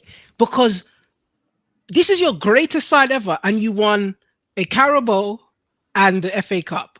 Congratulations. But like we just all spoke just now, when you look back at it, how good was it really when you have one? If let's say Klopp leaves in the next 3 years and he goes on to win maybe another Carabao Cup or something, and not a Prem. How is this the greatest Liverpool side ever with only one Premier League? And that's what everyone is going to look back at in the next 5-10 years. So how good is like Neeks was saying? I want to say, what side is going to go up against? Is it better than the Invincibles? No. Can it match the Centurions? No. Can it match Chelsea? No. Like I said, your competition is Leicester. Leicester. So this is what I'm trying to say. Like you can't be making these claims and not backing it up.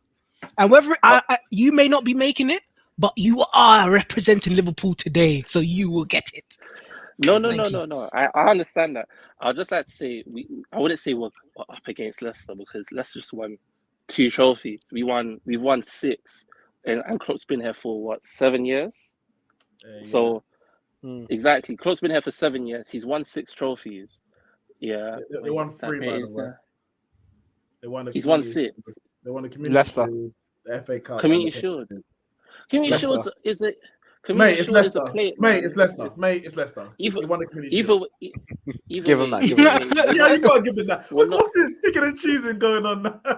Community Shield, whatever. Okay, cool. They won 3. Arteta's one of them as well, man. Give us that, man. Give us that. Yeah, Moyes too. Sorry, go on.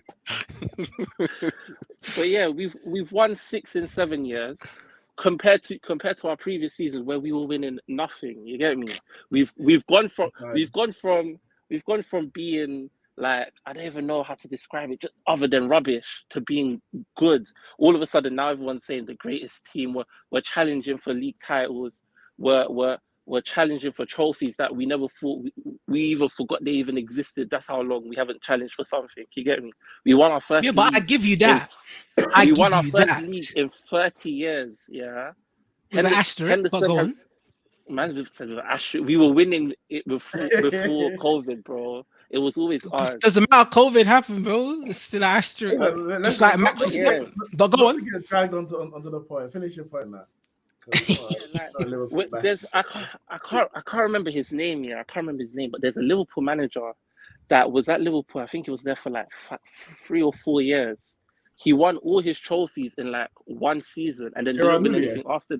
Yeah, but he's always held in high regard. Because he won it all in 1 season. He won it in one. Yeah, he won it in 1 season. Yeah, he won UEFA Cup, FA Cup, League Cup. Yeah. Sorry, go on. But after he won it in that 1 season, he didn't do anything after that. I'm not trying to bash him here, but I'm saying even after that, he's still held in a high regard.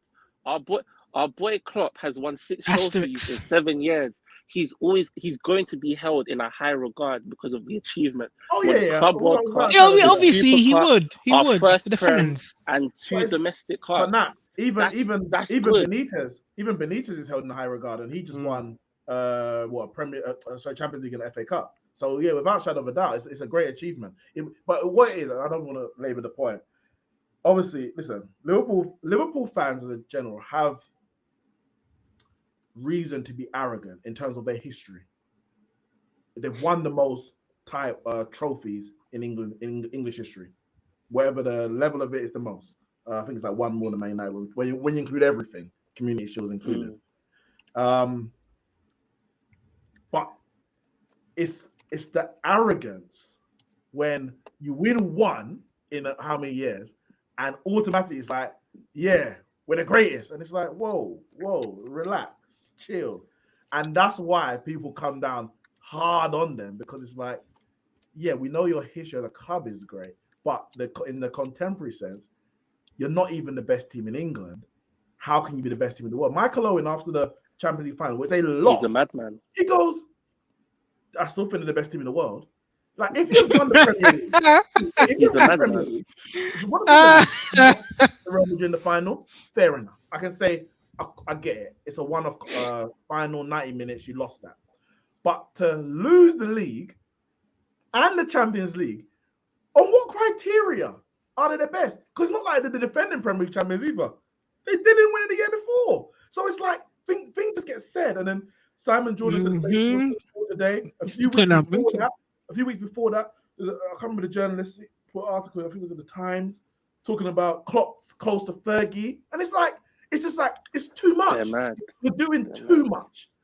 Be excited, be happy, praise your team. Listen, Pep is right, you know. When you start comparing to the greatest teams of the current or the past, then people are going to judge you on it. So we're going to downplay. What ends up happening is that ends up like we downplay your current achievements because you're now comparing it to the great achievements of the past. It's like the Trent Alexander-Arnold. Trent Alexander-Arnold is a great player.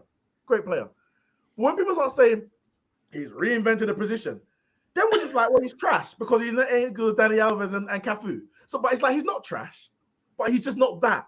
So let's not do that, and let's just judge him based on what he is, kind of thing. I just think that's what it is. But part of it is just rival banter, and that's what I'm saying. No, sensationalism, like people get too gassed in their head and they say all these things.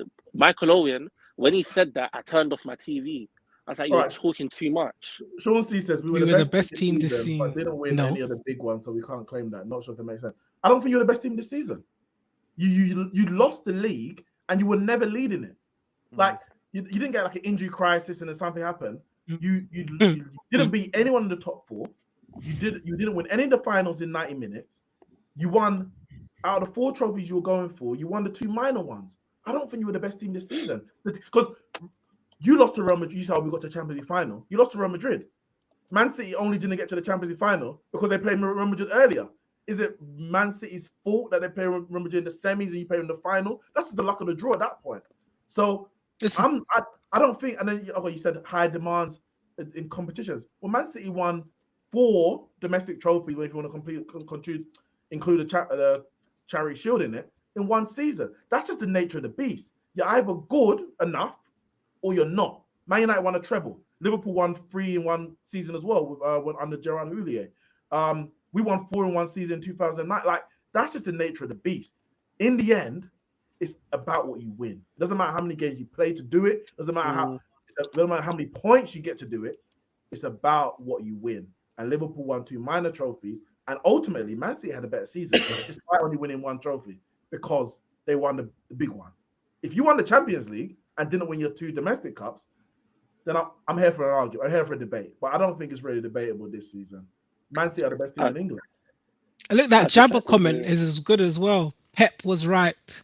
Most of the media in England wants Liverpool to win, and that's why it was a humbling. And it's so funny because I'm not sure which group chat I saw it in, but the final against Liverpool and Real Madrid. Look at the panel. Liverpool players, everything, all of the whole thing, Liverpool. Where did you see? Look at that panel last season when it was Man City versus Chelsea. Look at that panel. And compared to this time when Liverpool was in it, the whole every single Tom, Dick, and Harry's there. It's a joke. Good. Shame. Suffer the lot of you. Man City ain't got no legends. That's why. They got Micah Richards carrying it. He carries waving the flag. I'm sorry, but that picture. But listen, guys, we're gonna move on. Picture. Okay. We're move on. Quickly, we're gonna do our manager, player, and young player of the year awards as a group, as a podcast. Now, obviously, Klopp won Premier League Manager of the Year, and he also won LMA. Boss. So you know what? What we're gonna do? We're gonna have 2. We're gonna have Premier League Manager of the Year and then Manager of the Year as well. Who are we saying for Premier League Manager of the Year? Jay, go first. Oh, what? We don't have like a short list. We just pick whoever we feel. Wait, there's 20 people to choose from, right? That's a short list. Yeah, but it's not short. All right. I would say it's a tough one. Where did West Ham finish again? Because they were very good this season. 7? Yeah, 7th. The reason why I wouldn't say Pep is because they're expected. Damn, that's expected. So I'm looking at Moyes. Like no one, I didn't expect. You didn't expect him to do it. You expected No, Ollie to do it. you're right. You're right. But I'm trying to say for these types of awards, I don't think it should just be given to the easiest choice, because the easiest choice would, to be fair, they even gave it to the wrong choice. What did they give it to Klopp because he pushed Pep? Like, what kind of trophy is that? So I would say I'll have to give it to Moyes. Fair enough. Kyle, what are you saying? The Premier League manager of the season. There were some shouts, but I just think that they needed just a little extra push for me to give it to them. So I'm just gonna keep it short and simple. I give it to Pep, and that's just mainly because, again, I mean, I know he did it last year, but this year, and you can even tell by that, if you look at our panel, I was the only person that picked Man City. And when you look at like Sky Sports panel, there was a lot of mixed, Man City, there's Liverpool, it wasn't a certainty that City were going to win it, and a lot of people were saying the same thing. Oh, they failed to get the striker they wanted. They wanted to get Kane in. If they weren't going to get Kane, where the goals are going to come from, XYZ, and but he's managed that, and he's managed it without a striker for, I would say, it's second year running, because again, Error was missing previously. Mate, he didn't win it without a striker. He chose not to play a striker. That's on him, isn't it? He had a striker. No. He didn't have a striker. That's not a striker. You told me he was a winger. I told you he's a miss. So yeah, I'll give it to Pep, man. I'll give it to Pep.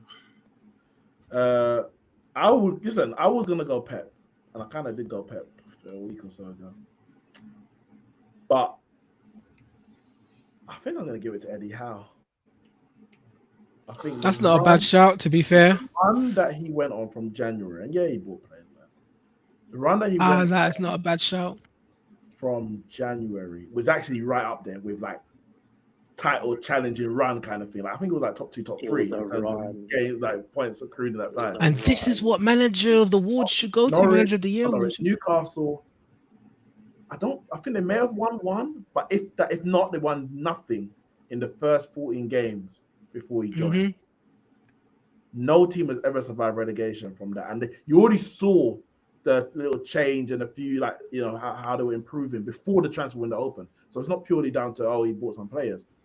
When Bruno Guimaraes came in, he didn't go straight into the team as in first starting. Trippier did. He had an instant impact, but then he got injured until like the last game of the season. So there's certain things that he done, like Trippier was missed. Moving Joe Linton into midfield. He didn't have Callum Wilson until the back end of the season.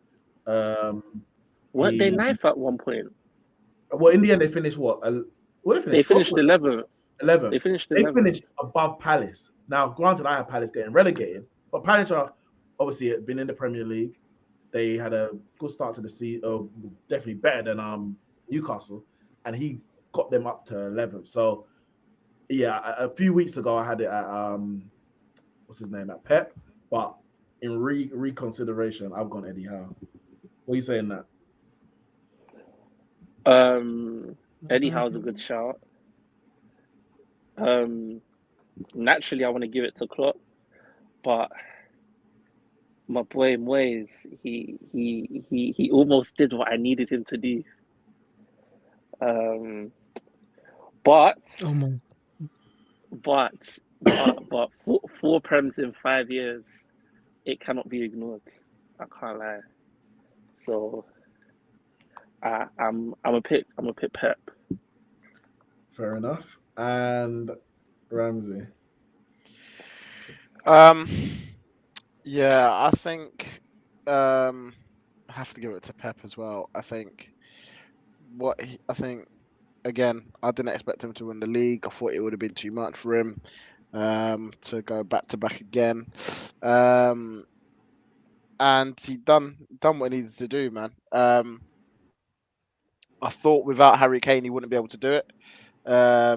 And to be fair, and at one point they almost strolled it, and then they had to work hard. Like, he had to rejuvenate that squad to go again when Liverpool were chasing them, and you know, sometimes you want to be the chasers because you think you want to put the team under pressure, and sometimes the team under pressure, you know, as we've seen with Man United in the past, in that battle with Man United, and when you're leading, sometimes when you see that team just scraping you. There was a period where people thought Liverpool were going to do it just because they were the ones in the ascendancy. They were winning the game. When Man City drew at Palace, and Carragher was talking about, you know, Liverpool have now got Diaz and they score every single game, and Man City don't score every single game because sometimes they do a performance like that. And you're thinking people are starting to build the momentum of Liverpool to win this league, and then Pep just shut it down game by game. So.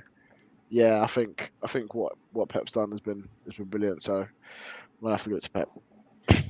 All right, so that's 1 vote for Howe, 1 for Moyes, 3 for Pep. The actual Premier League manager year was Klopp, but Neeks Sports podcast, we give that to Pep Guardiola. Overall manager of the season. So we're taking all competitions into account in terms of English managers. Personally, I'm giving that to Klopp. Premier League managers. What did I say? English managers.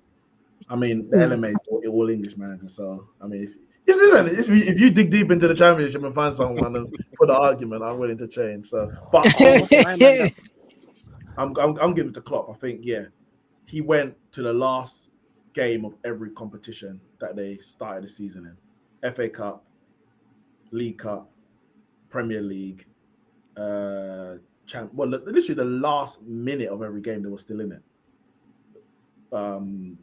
Carabao Cup and FA Cup penalty shootout, Premier League. All it would need is 1 goal from Aston Villa later on. They would have won that, and they needed 1 goal to stay in the Champions League. So I don't think, honestly, I don't think he could have done any more. He lost out to better sides, and he beat the sides that he kind of should have, like Liverpool better than Chelsea, beat them in the end. Man City better than Liverpool, lost out in the end. Real Madrid, I mean, they won their league, they beat everyone on their way there. It is what it is. So I'll personally give it to Klopp. I think it's been on a managerial front. I don't think he could have done anything else. I think he got the most out of that team, and they just fell short in the end in some competitions. That is. So what's the difference between this and the other one? That was Premier League. Just based on the Premier League season. Oh, based on the Premier League. Okay, because I just had Manager of the Year.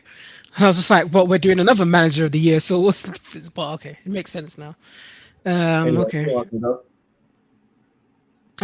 Yeah, if it's just... Wait, so this is just Premier League, right? This is all competitions, Joe. I'm so lost, bruv. Sorry, all competitions. Yeah, it has to be Klopp, I guess. It makes sense. He went to all of them if we're basing it on all competitions. Does anyone disagree with Klopp? I do. Oh, who you got? Don't say Arteta. Josep Guardiola. Really? Yeah. Because at the end of the day, I mean, yeah, what we're saying, congratulations. Congratulations, Liverpool. No, they did well. They did well. Come on, Listen, Liverpool did well.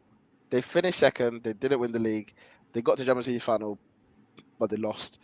They won an FA Cup and a League Cup. League Cup, I mean, I barely give you a thumbs up if you want. FA Cup, prestigious competition. I get it. Yeah, Conte gets a shout. I respect the FA Cup. It's a good competition. I give you, that's up there. But for me, if Klopp won the Champions League, I would have given it to Klopp. But I just feel he just fell short for me, and I think he knows he fell short. I think in his heart, he knows he fell short. So I'll give it to Pep. Carl, Matt, who you going?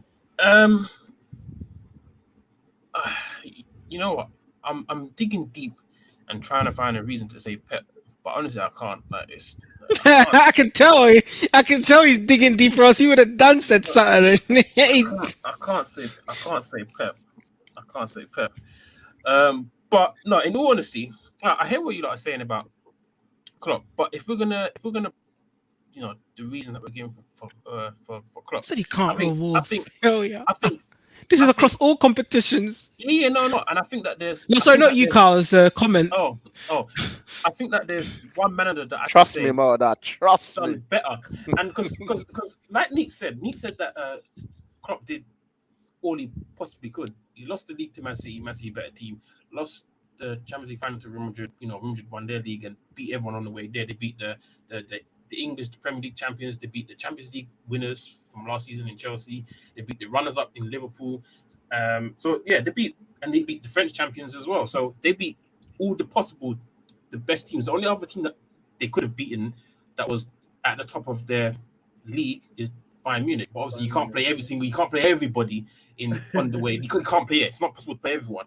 So yeah, Real Madrid, deserved winners, and yeah, Klopp did what he should do. He has a very, very good side, but I think there's a manager that did what he should have done, and even beyond in all the competitions that he was given, and that's Moyes. He got to the semi-final of Europa League, and a lot of people said that what they did last year, he won't be able to keep up that same momentum if they're going to be in Europe, and especially if they're going to go far into Europe. He tried to win the Europa League whilst also trying to manage in the Premier League, finishing in seventh behind 6 teams that they should be behind: Arsenal, Spurs, Man United, Chelsea, Liverpool, Man City. They should be behind those teams, and he was going the distance. A lot of not a bad shout too. Against all those things. He was going against Arsenal, going against Spurs, going against Man United, whilst managing in the Europa League, getting to the semi-final. So for me personally, I think LMA manager should go to. And if I remember correctly, in the League Cup, didn't they have the hardest run? Yeah, they did. Yeah. They played. Who did they play again? They played Man United, Man City, and then who did they get? I think they got knocked out to Liverpool. Was it? Something like that. It was a tough. I think so. Yeah. Yeah. So for me personally, I think in terms of all competition, I mean, and I know it wasn't like a Europa League final, but juggling all those competitions, League Cup, FA Cup, getting the Europa League semi-final, and battling to the very end for the European places against Man United, Spurs, Arsenal, teams that should be ahead of you comfortably. I feel like LMA manager should go to David Moyes. You lot are soft, man. Soft. Oh, they did well when they got him. Win the thing, then I'll give you the award. Spurs they lost it. They beat Man United, beat Man City, and they lost Spurs in the League Cup. All right, fair enough. Nat. Yeah, I picked Klopp. Oh, you said Klopp? Yeah. Straight. Yeah, Klopp won. Man won 59 games out of 63. He went to the end, played every minute of every possible game. You get me? So straight up. He says, Kyle, you just went out of your way to pick anyone but Klopp. I ain't got anything against Klopp, honestly. But when you look at it in terms of like the club stature, when you look at it as club stature, like what Liverpool did, West Ham kind of did in their own regard as a much smaller team, and it's a lot more difficult for them with the resources and the squad depth. I mean, look how much injuries that they had throughout the season, and their squad is small and not as good as Liverpool's, and look how far they went. Like Moyes did an amazing job. Yeah, to be fair, you're right. They survived scandal. They survived losing sponsors. They did quite well. Like overall, that's what genuinely. With the cat, you got man booting his cat and all of that. Yeah. Player of the season. Player of the season. Now, sorry, Premier League player of the season to be he played specific. well. So, De Bruyne won it. And Foden won Young Player of the Season. I'm going first. Listen, for me, I think it has to be Salah. Recency bias is a mazzoline. Like I don't know what.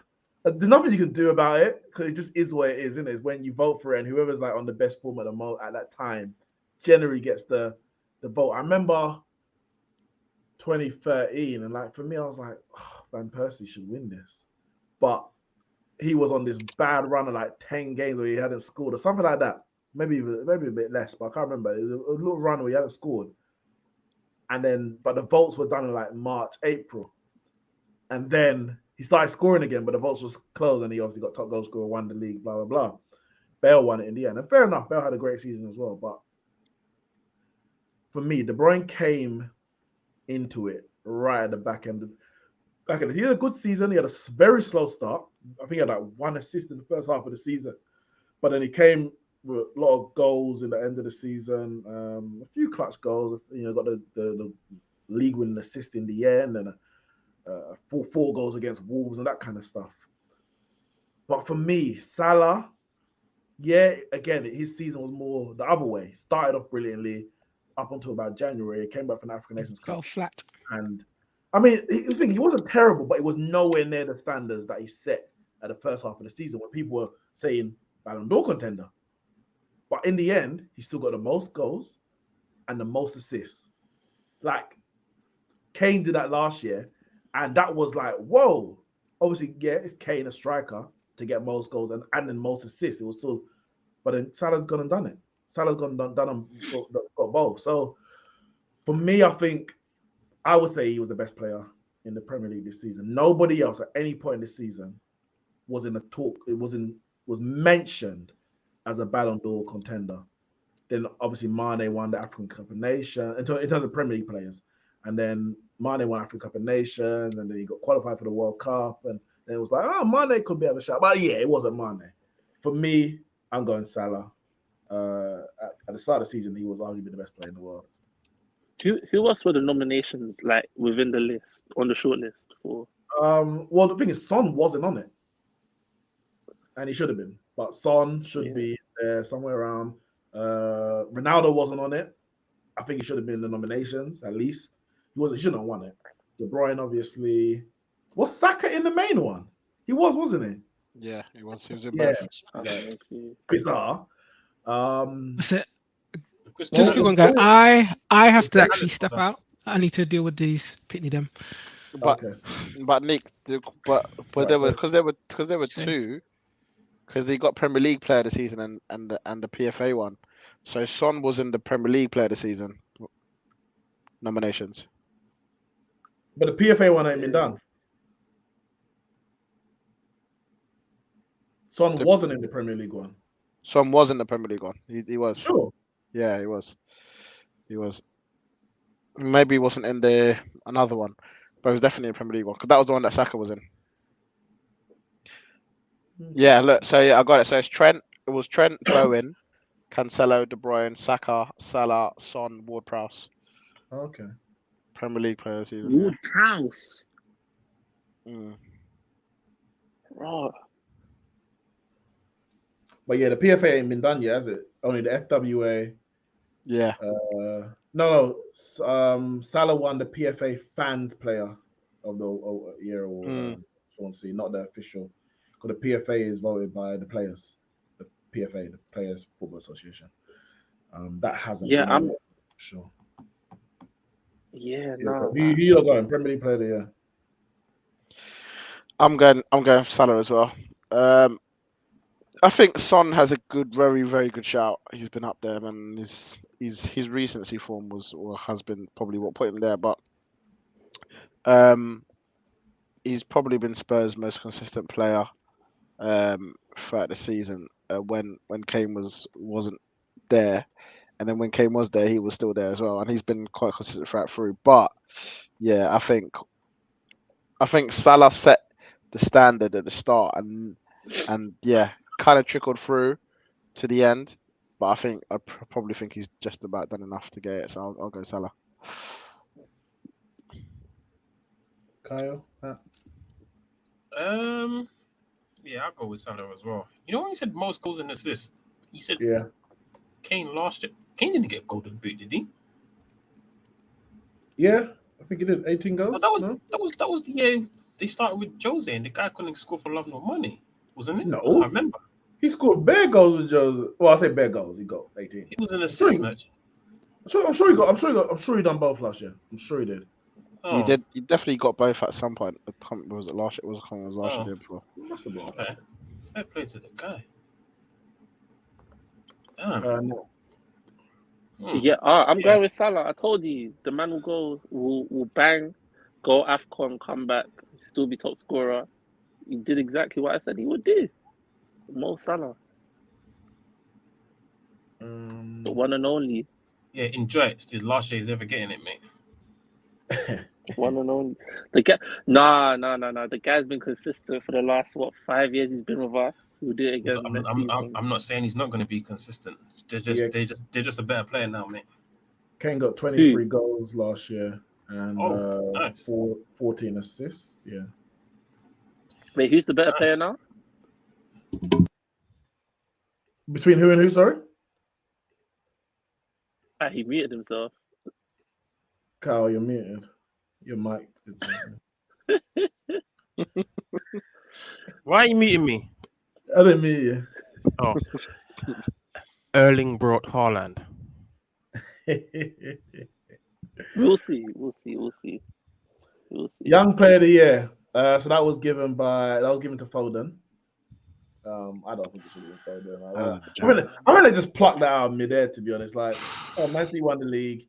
Like, Foden is the best young player. See, that's debatable. Because between him and Trent are the best young players in the Premier League. But he was not the best young player last season. Well, this season, whatever. Wait, is Trent within the age criteria? Yeah.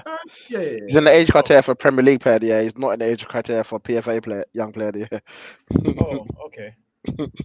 Wait. Say that again. Oh, he's in for Premier League young player, but not in PFA young player. Yeah, because PFA have now changed it to under 21. At the start of the season. So this is, I'm not gonna lie, this is actually a difficult one. Saka's got a good shout. Is Bowen is he young? No, he's not. No, it's not. So the nominations were Trent, Foden, Gallagher, Mitchell, Mount, Ramsdale, Rice, Saka.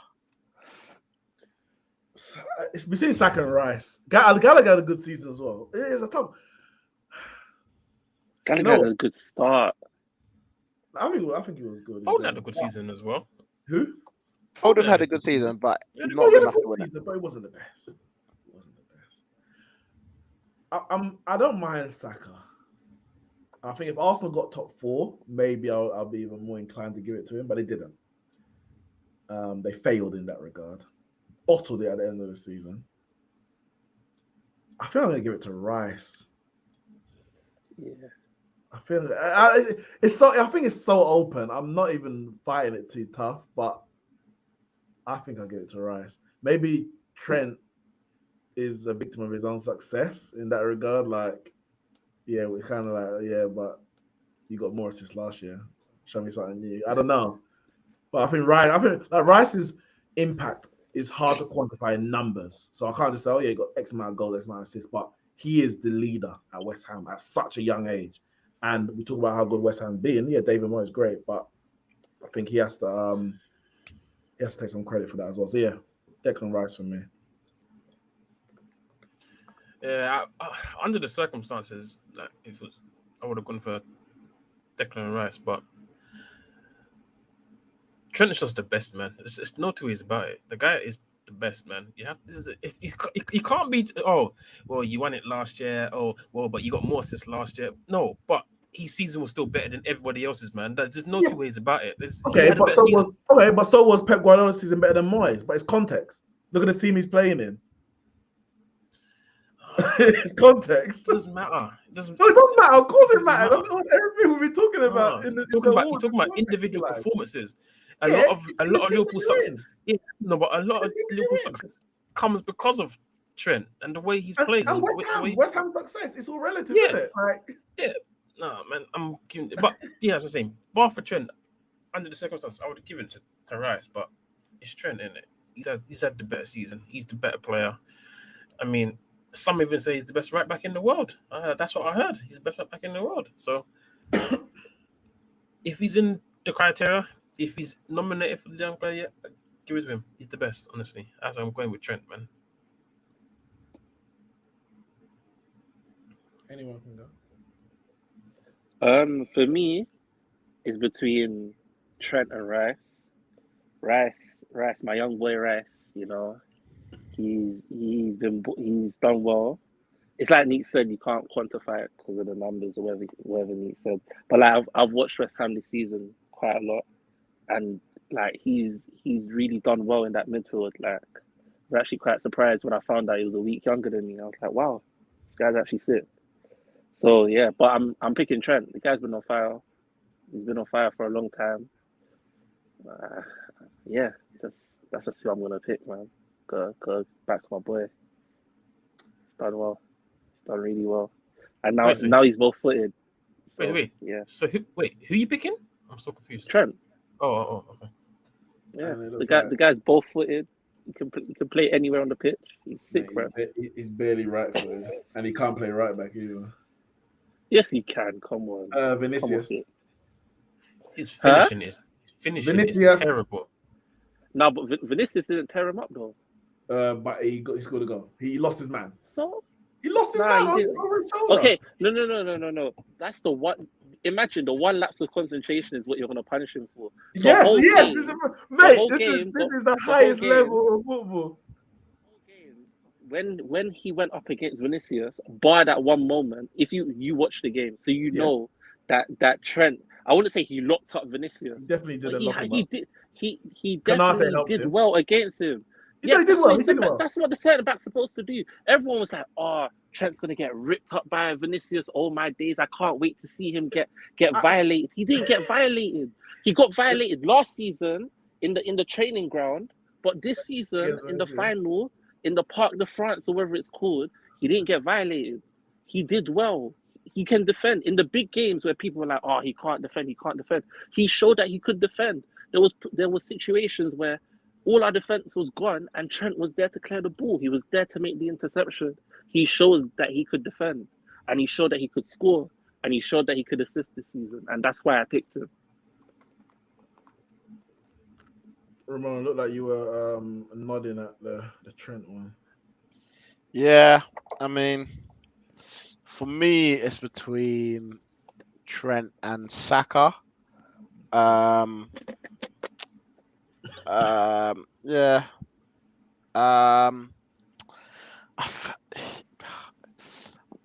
When I was thinking about it before, I was only thinking about the age, and Saka being 20 and Trent being a lot older. When you say a lot older, well, 23. Trent, I think 23.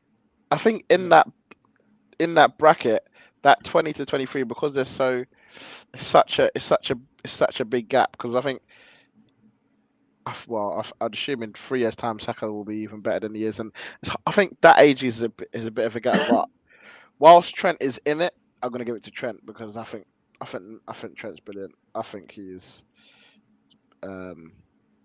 yeah, easily he's playmaker. He's the playmaker of Liverpool's team. And I think defensively, they've been solid as a unit, and I think he's done enough for me to get it. So I'll go to Trent. Yeah. Right.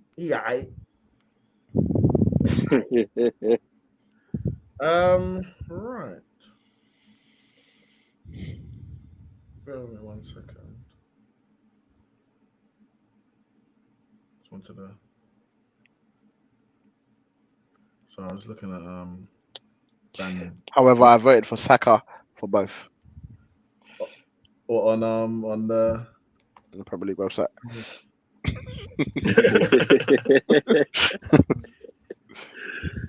All right, so that means we've got Premier League Manager of the Year, Pep Guardiola. Manager of the season, Jurgen Klopp. Premier League Player of the Year, Mohamed Salah. And Premier League Young Player of the Year, Trent Alexander-Rice and Arnold. All right, before we go, let's see how quick we can do this.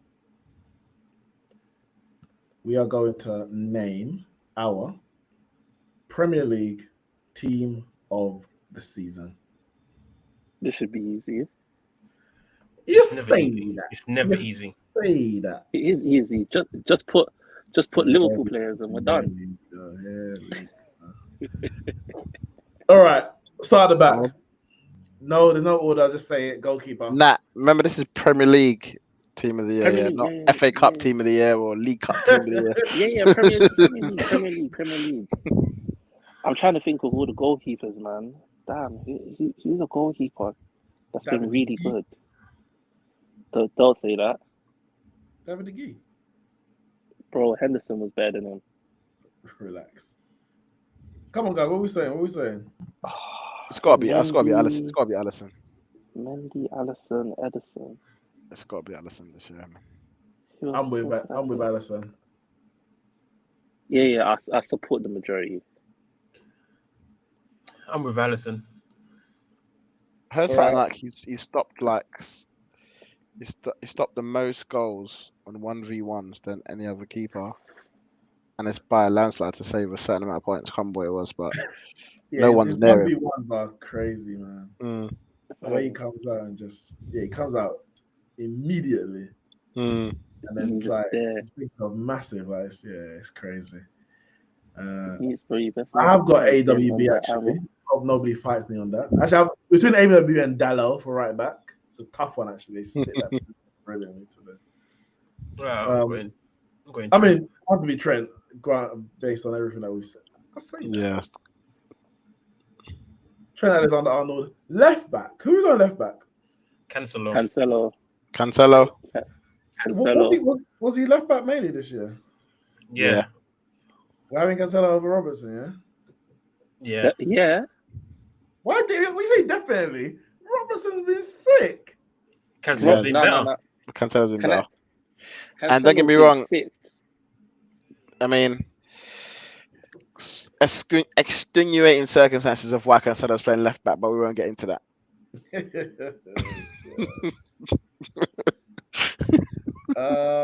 Centre back. Van Dijk. I think Van Dijk. Yeah, as a one. Well, who is the other one? I don't think this one's too easy, you know. It's not at all. It's easy for me. It's not. Who are you gonna say? Matip. I'm gonna say Matip. And I was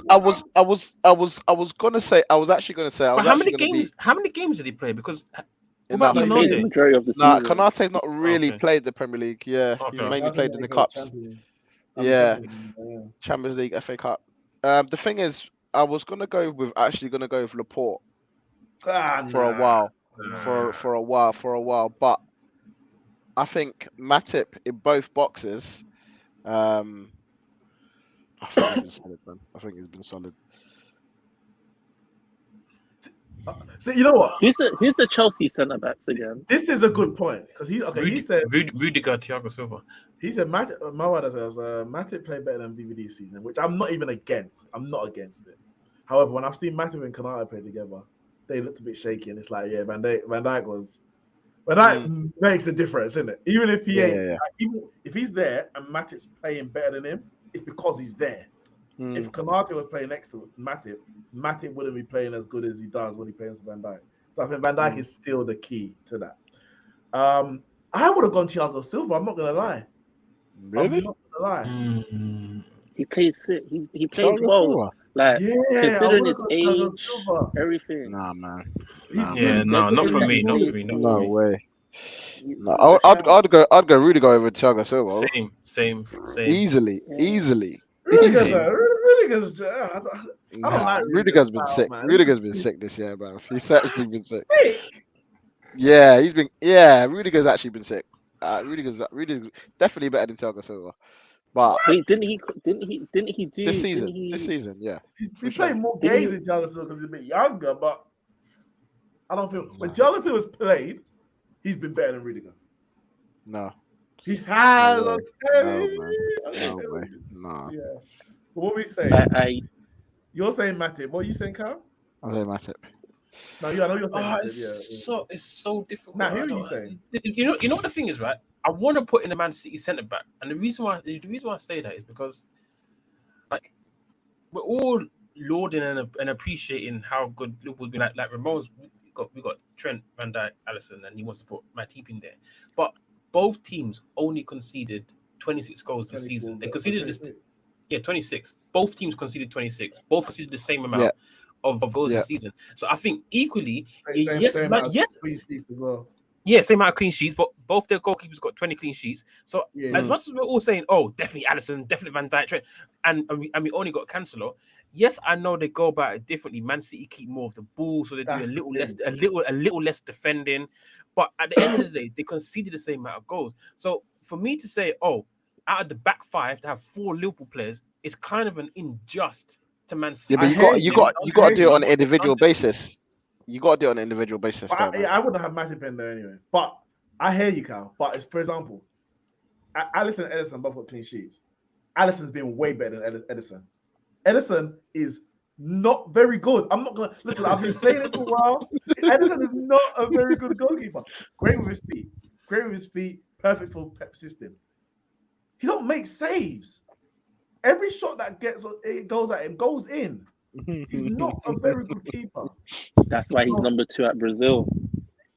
And he's only number 2 because who's the other one? Weatherton. Who the hell is that? I don't know. But it's like So yeah, we can look at the statistically and say X, Y, Z. But then you argue. Yeah, but if what you're saying is, I know I was about to say that, Cal. If Ederson's making all these saves, how good is the Liverpool defense really? No, not even other way around. What? If Ederson's that bad, how good is the Man City defense then? Yeah, either way. Yeah, that's what I'm saying. That's why I'm not having Matip. I can't have Matip. That's what I'm saying. You can't have all them Liverpool players and just say, well, they're just all better than Man City. But I don't know, man. But how many games did Diaz play this season? Not a lot, did he? He's played. He actually has played a lot. He has only been injured the last 4. I'm going 4 or 5. Then, man. He's played. Ruben Diaz definitely played enough to warrant the place if he's in there. I'm going Ruben Diaz. You're going Diaz. You're going Matip. I'm going Thiago Silva. Why are you saying that? See, it's easy for me to say Matip because I mainly watch Liverpool this season, so that's what I'm picking. I find I can't watch Man City. They're quite boring sometimes. I can't watch Man City, man. Matip has been very, very good. No, he has. The one season where he's majority fit, he's done well, man. Man runs all the way from our box to the other team's box and plays killer passes, man. Bad boy. Imagine that. We've got 4 Liverpool players already and they lost the league. That's fine. I ain't no problem with that. Shows how good Guardiola, how much better Guardiola is than Pep, isn't it? Oh, sorry, better than Pep, better than Klopp. Defensive midfield. Oh, Rodri for me. Yeah, Rodri. That'll be Rodri. No, not Rodri. He's a scammer, bro. He robbed us. He did that handball and got away with it. Take him out, man. I'm joking now. He was good. Neeks, what are you saying? Because you weren't really convinced on Rodri when he first come. No, it wasn't. I wasn't that convinced. I think people were gassing him too much. It's like this. Listen, Rodri's sick. But he's sick. This is what happens. Pep gets a defensive midfielder, and it's like, yeah, he's Busquets. It's like, no, he's Pep's defensive midfielder. That's what it is. And of course, he gets in the play in a certain way. But just because he's Pep's defensive midfielder, it don't mean he's Busquets. I don't even like Busquets. Busquets is a very cheap. I hate him. I hate him. Like, if I pick a World 11, I'm not putting Busquets in my team. Maybe he deserves to be there. I don't care. I'm not putting him there. Makelele, I don't care. I'll put anyone before him. But so that means you must take Pepe as well. Oh, Pepe! Wow, I love Pepe. Which Pepe? Pepe, the centre back, Portuguese. Yeah, I love Pepe. He's a cheat. It's a cheat. Yeah, but you're cheating against Messi's team. So that's fine. So when you're okay. I see how it is. But yeah, no, Rodri's cold. Rodri's cold, and he's come up with some crucial goals as well this year. But it's one of those things where it's like, listen, before him, Fernandinho was cold. Like, Pep not really missing that position.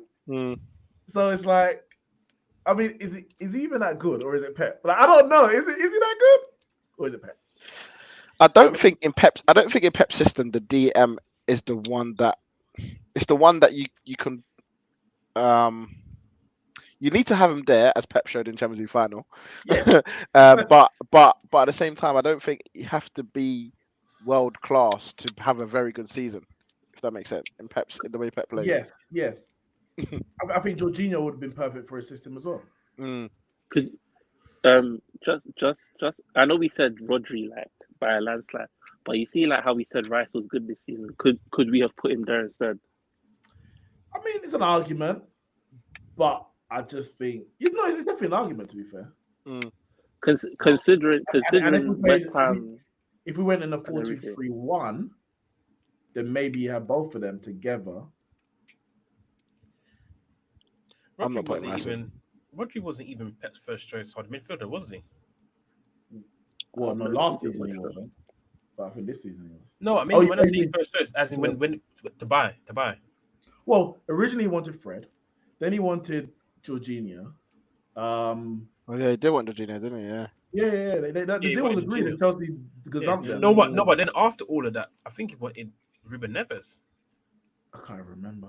Yeah, they wanted Ruben Neves, but I think Wolves kind of outpriced him for Ruben Neves. Like obviously, Wolves wanted a lot of money for Neves. He loved the way Neves played, and like you said, you don't have to be world class in that position. You just got to play a certain way, and Ruben Neves plays that way.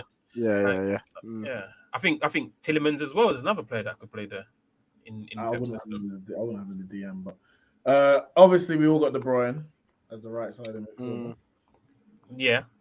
Who we got on the left side? Thiago Bernardo. I think it's a bit of a sticky one still. It's not simple to tell, you know. What are you saying now? I said Thiago Alcantara, and I don't need to justify it. What about we put Rodri on that left side and Declan Rice holding? No. If anything, you put Declan Rice there. Yeah. Or you do 4-2-3-1 with De Bruyne in the 10.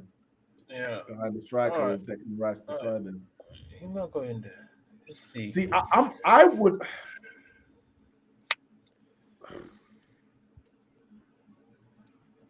Bernardo's been, and I think it's at the start, the first half of the season, Bernardo was brilliant. He was. Second half, he's been alright. But that's Man City. Man City, just people come and go.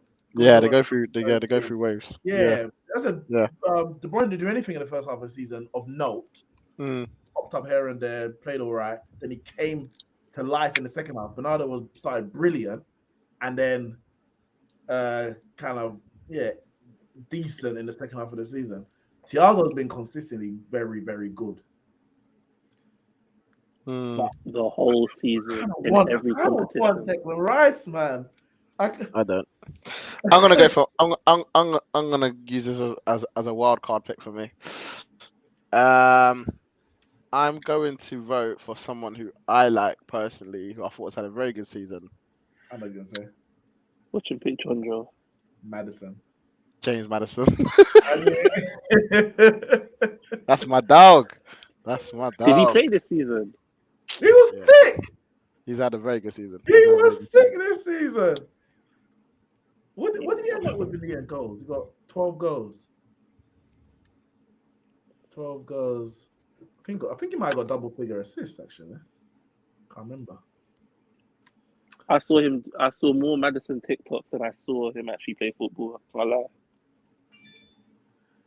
So you're going Madison. I'm sure Madison was key. Didn't Leicester beat you this year? Did Leicester beat you this year or was it last year? I think they did beat them this year. No, they didn't beat us. They beat us last year. Last year. Didn't they beat us in the game this year? In the Prem. Who beat you this year? I mean, which team beat you this year? West Ham, and I think Leicester. Oh, well, there we go. Yeah, they beat it in December. In the Prem. Yeah. And then we played them again in another league game and we smacked them up. You beat them 2-0. Yeah, smacked them up. Yeah, 2-0. What are you saying that? You said Thiago. Alcantara. Kyle, what are you saying? Declan Rice. No, I'm gonna. You know what? I say everyone throw up their options and we throw it out to the public. Maybe. I'm gonna say. I'm gonna say Man City, but I'm gonna say Bernardo. Bernardo Silva. So we got Bernardo, Maddison, Thiago. Oh, And you're gonna say Declan Rice. Because you For want left Declan Rice sided in this. centre mid. no, but we just changed the formation to 4-2-3-1. Crazy scenes, bro. Oh my days.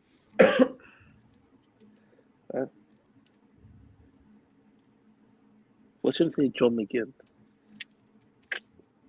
I'm going Declan Rice, and I'm gonna make a poll, and so between Declan, Thiago, Bernardo, and Maddison, who has a better season?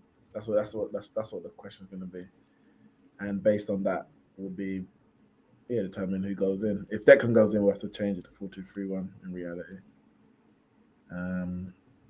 But then we have to change our picks. This is a madness. Rodri next to Declan and put De Bruyne number 10. That's it. Oh yeah.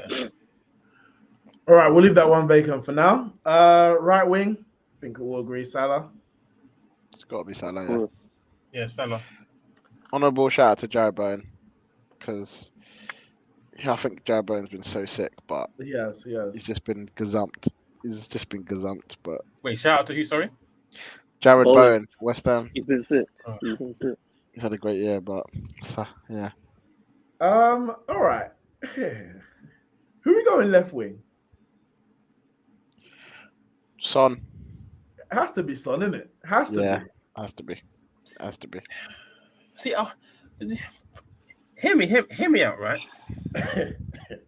Personally, I'd have Son as the striker. What? And then who has left wing?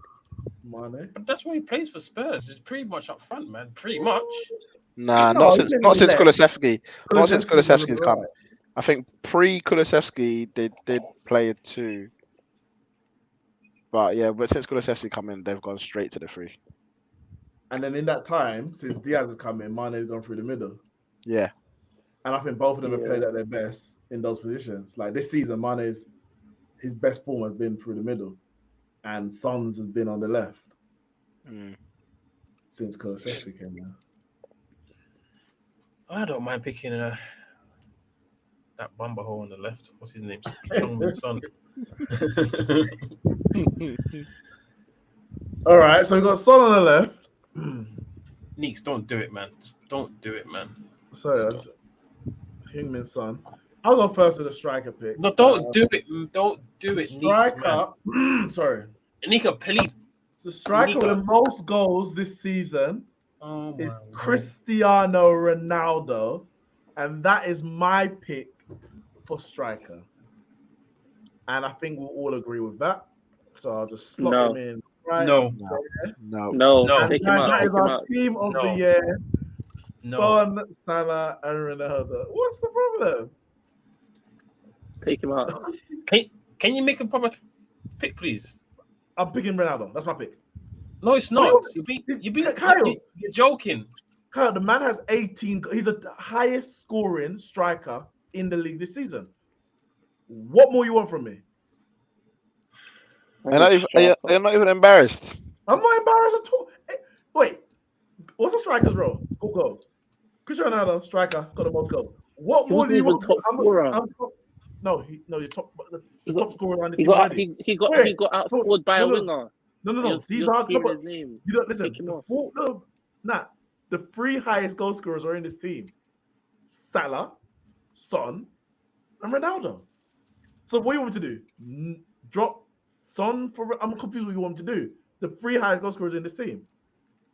So anyone I pick now, it has scored less than him. So what are you saying? I don't understand what you're saying. Ramon, this guy's got no shame. No shame. Can you just make your pick? Zero. Can you just make a pick? I've made my pick, and I've gone with Cristiano Ronaldo. His picture down. That's the only pick we got so far. The majority at the moment. So we need to start picking. Oh my god, man! I can't deal with this guy. What? Can you not pick your picks? Boy. Right, who plays in the Premier League and is actually a striker? Exactly, Antonio. That's what you want? Go on. He was better than Ronaldo. Anyway, man, I'm picking Harry Kane, man. Kane? He got less goals than Ronaldo. All right. Take his picture down. It's not the majority anymore.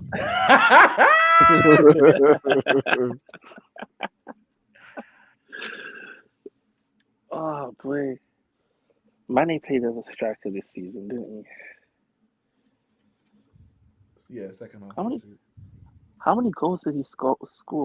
16. He was in double figures. 16, and he played as a striker. He's only 2 off from your beloved Ronaldo. It's context as well, isn't it? We are the sixth best team in the league, and he got top goal scorer for a striker. Damn Ronaldo, you beast! Hat-trick against Harry Kane Spurs. Hat-trick against Pookie Norwich. God damn! Lukaku bottled it. Arsenal strikers, we don't. How did he beat someone? I'm gonna go with. See, there we go. Everyone's thinking Ronaldo. I'm gonna go with the striker that has put in the best striking performance I've seen this season. Ronaldo against Spurs. And that's Harry Kane. Harry Kane against Liverpool at Anfield was unbelievable. Dropping in, picking the ball up, holding the ball, playing in players. I don't want my strikers to drop in, drop out. He was unbelievable, and single-handedly denied Liverpool from winning the Premier League. So I'm gonna go with Harry Kane, MBE. I think he's got MBE himself. His assist for Son in that game where he like flicked it over. Who was that against? That goal, that assist was amazing. Might have been Aston Villa. But yeah. Whoever it was, it was against Villa. Oh my gosh. Now, are you picking Ronaldo? No. You have to. No, I don't. I don't have to. Can you put up the picture of the majority votes, please? Can you Ronaldo? Can you put? Wait, who did Cal pick? No, you're picking Ronaldo. I'll pick Ronaldo. He's picked. I'm not picking Ronaldo. I want to pick. What's this boy's name? Kane, bruv. The guy. He was silent for how long? And then who came to Ronaldo? Ronaldo only got them 18 goals. Ronaldo got them 18 goals just for individual performance. Kane actually helped the team. Wait, so what you're saying is Ronaldo had, Kane had. As in, like, he was a team player. Kane had 10 other men with him. Ronaldo was on a one-man mission and got more goals than Kane. Wow. Ronaldo scored 18 goals and ended up in 6th place. Kane actually helped his team. You get me? He assisted. Twice. He dunked on Kane twice. You got no shame. You are embarrassing. It's you know what? Ronaldo's playing Europa League football next season. Please behave. Yeah, Kane got knocked out of the Conference League. How embarrassing! I can't even believe you're speaking about this Manchester United. I thought you're trying to avoid them. That's what I'm saying, man. We're trying to forget that they exist. To be honest, I thought this was a good little podcast man, and you lot come with this nonsense. Harry Kane. Listen, I have we've learned from the moment the podcast started, from the predictions, that I am more correct than you lot, so you should listen to me. And it's Harry Kane. You're wrong. You're wrong. You made bad predictions. Less than you, Mr. Man United in 2nd place. Bad is bad. Hello. That is awful. You are terrible. So apparently, this is the illegitimate Neeks Sports podcast Premier League team of the season. Hasn't been verified, by the way, but I'll read out anyway. Alisson in goal. Trent Alexander-Arnold. Joe Matip. This is ridiculous. We've got 4 Liverpool. It's just bizarre. Alisson, are you not embarrassed? No, let's get me real. Sorry. I need to stop for a second. We have got 5 Liverpool players. That's what I said. 2 Man City players. For 3. Man City won the league, Deserves, but it shows you the quality of the manager of Pep. Because you can't put Foden. You can't put Foden in. You can't put Sterling in. You can't put Jesus in. You can't put Gundogan in. You can't put these man in. You can't put Grealish in. But you know Sorry, what? I like to make a pick. I'm picking Bernardo Silva in midfield. I feel like it's embarrassing me right now. I feel like this is horrible. That's my. He's not pick, even right? the majority. He is the majority. No one Because picked someone else him. had him. Someone I else had picked him. him. Yeah, there we go. I said Bernardo Silva played better than Thiago. Wait, Nat, who did you pick for centre mid? I said Thiago Alcantara. Well, you know what, Neeks? I'm gonna go for Thiago Alcantara. Oh my lord! No, stop that. I'm joking. Bro, Silva over Alcantara. You know what? I'm not arguing. No, deep it, right? At the moment, right, we've got 5 Liverpool players. They finished second. Man City won the league, right? And we've got less Man City players, right? So if you're saying, even though they conceded the same amount of goals, got the same amount of clean sheets, if you're saying, Liverpool got the better defense, right? Okay, cool. We got 4 out of the 5 at the back. Now you also want Salah, and you also want Thiago Alcantara. What exactly is it that Man City did? Did they have a better midfield? Did they control the midfield better? Did they have a better attack? Everyone's saying, they didn't have a striker. You can't put Sterling. You can't put Grealish. You can't put Mahrez. You can't put Jesus. But then, what exactly did any of their players do? Well, surely they must have had the best midfield then. They must have had the best midfield. They must have had. They had to have the best something because they won the league. Like, what I'm saying is, Salah, you can't argue with it. He was the best. Yeah, 100%. My boy. When we said left back, nobody even argued it. We said Cancelo because he was sick. The other 3 defenders, when you compare it to their team, these 3 did better. Yes, they conceded the same amount of goals. Matip and Van Dijk are debatable. Very debatable. Against debatable. 2. None of you presented. Thiago Silva, apparently Rudiger. So them say. It's debatable. But you lot didn't pick them. That's not my problem. I did. I picked someone. I did. The goalkeeper. The goalkeeper is undeniably. He was ahead. Man was saving 1v1s for fun. Sar from Wolves has a shout. Don't look at me like that. Barely. They didn't win any of their last 5 games. Now you're telling me about. Now you're telling me about Thiago Alcantara when all you Liverpool fans are telling me that your best playmaker is your right back. What's he in the team for?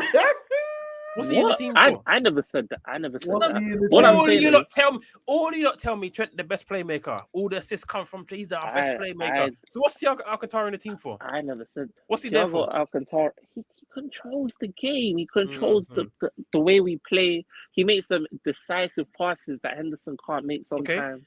You know, De Bruyne and Silva do better. His assist in the final game against Wolves. Man just did a little flip. Oof. Boom, Mane's in, goal. Come on, man. You see, do you know why I don't like Bernardo Silva? He's cold. He's sick, that's why. Sorry. The guy is salty. He's a sore loser. I don't like he's a good footballer, but he's so annoying. Well, he can't take an L. Thanks, Matt. Well, this is clearly you can't take an L either. This is the team of the season. Alisson in goal, Trent Alexander-Arnold right back, Matip, Van Dijk at centre back, João Cancelo left back, Rodri, De Bruyne, and Bernardo Silva or Bilva, if you must, in the midfield.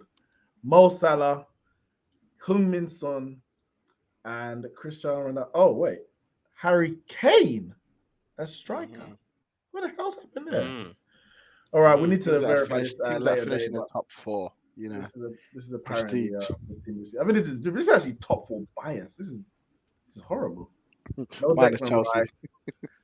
It was good. Yeah, no Declan Rice, no Cristiano Ronaldo, no Jose Sarr.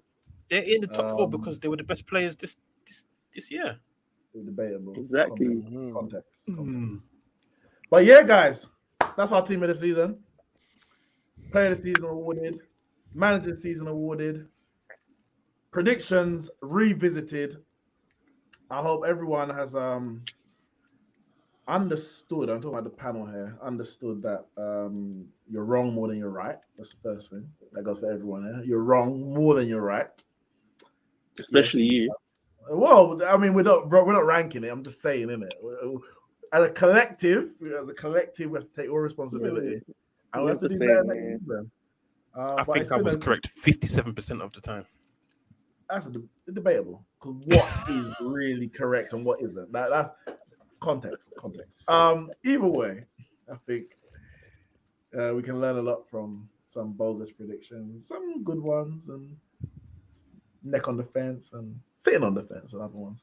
But it is what it is. Good season overall, as a looking on it as a general sense. Bad season for my team, but we go again next year. Everyone goes again next year. As a matter of fact, none of us won the league here, so we all got work to do.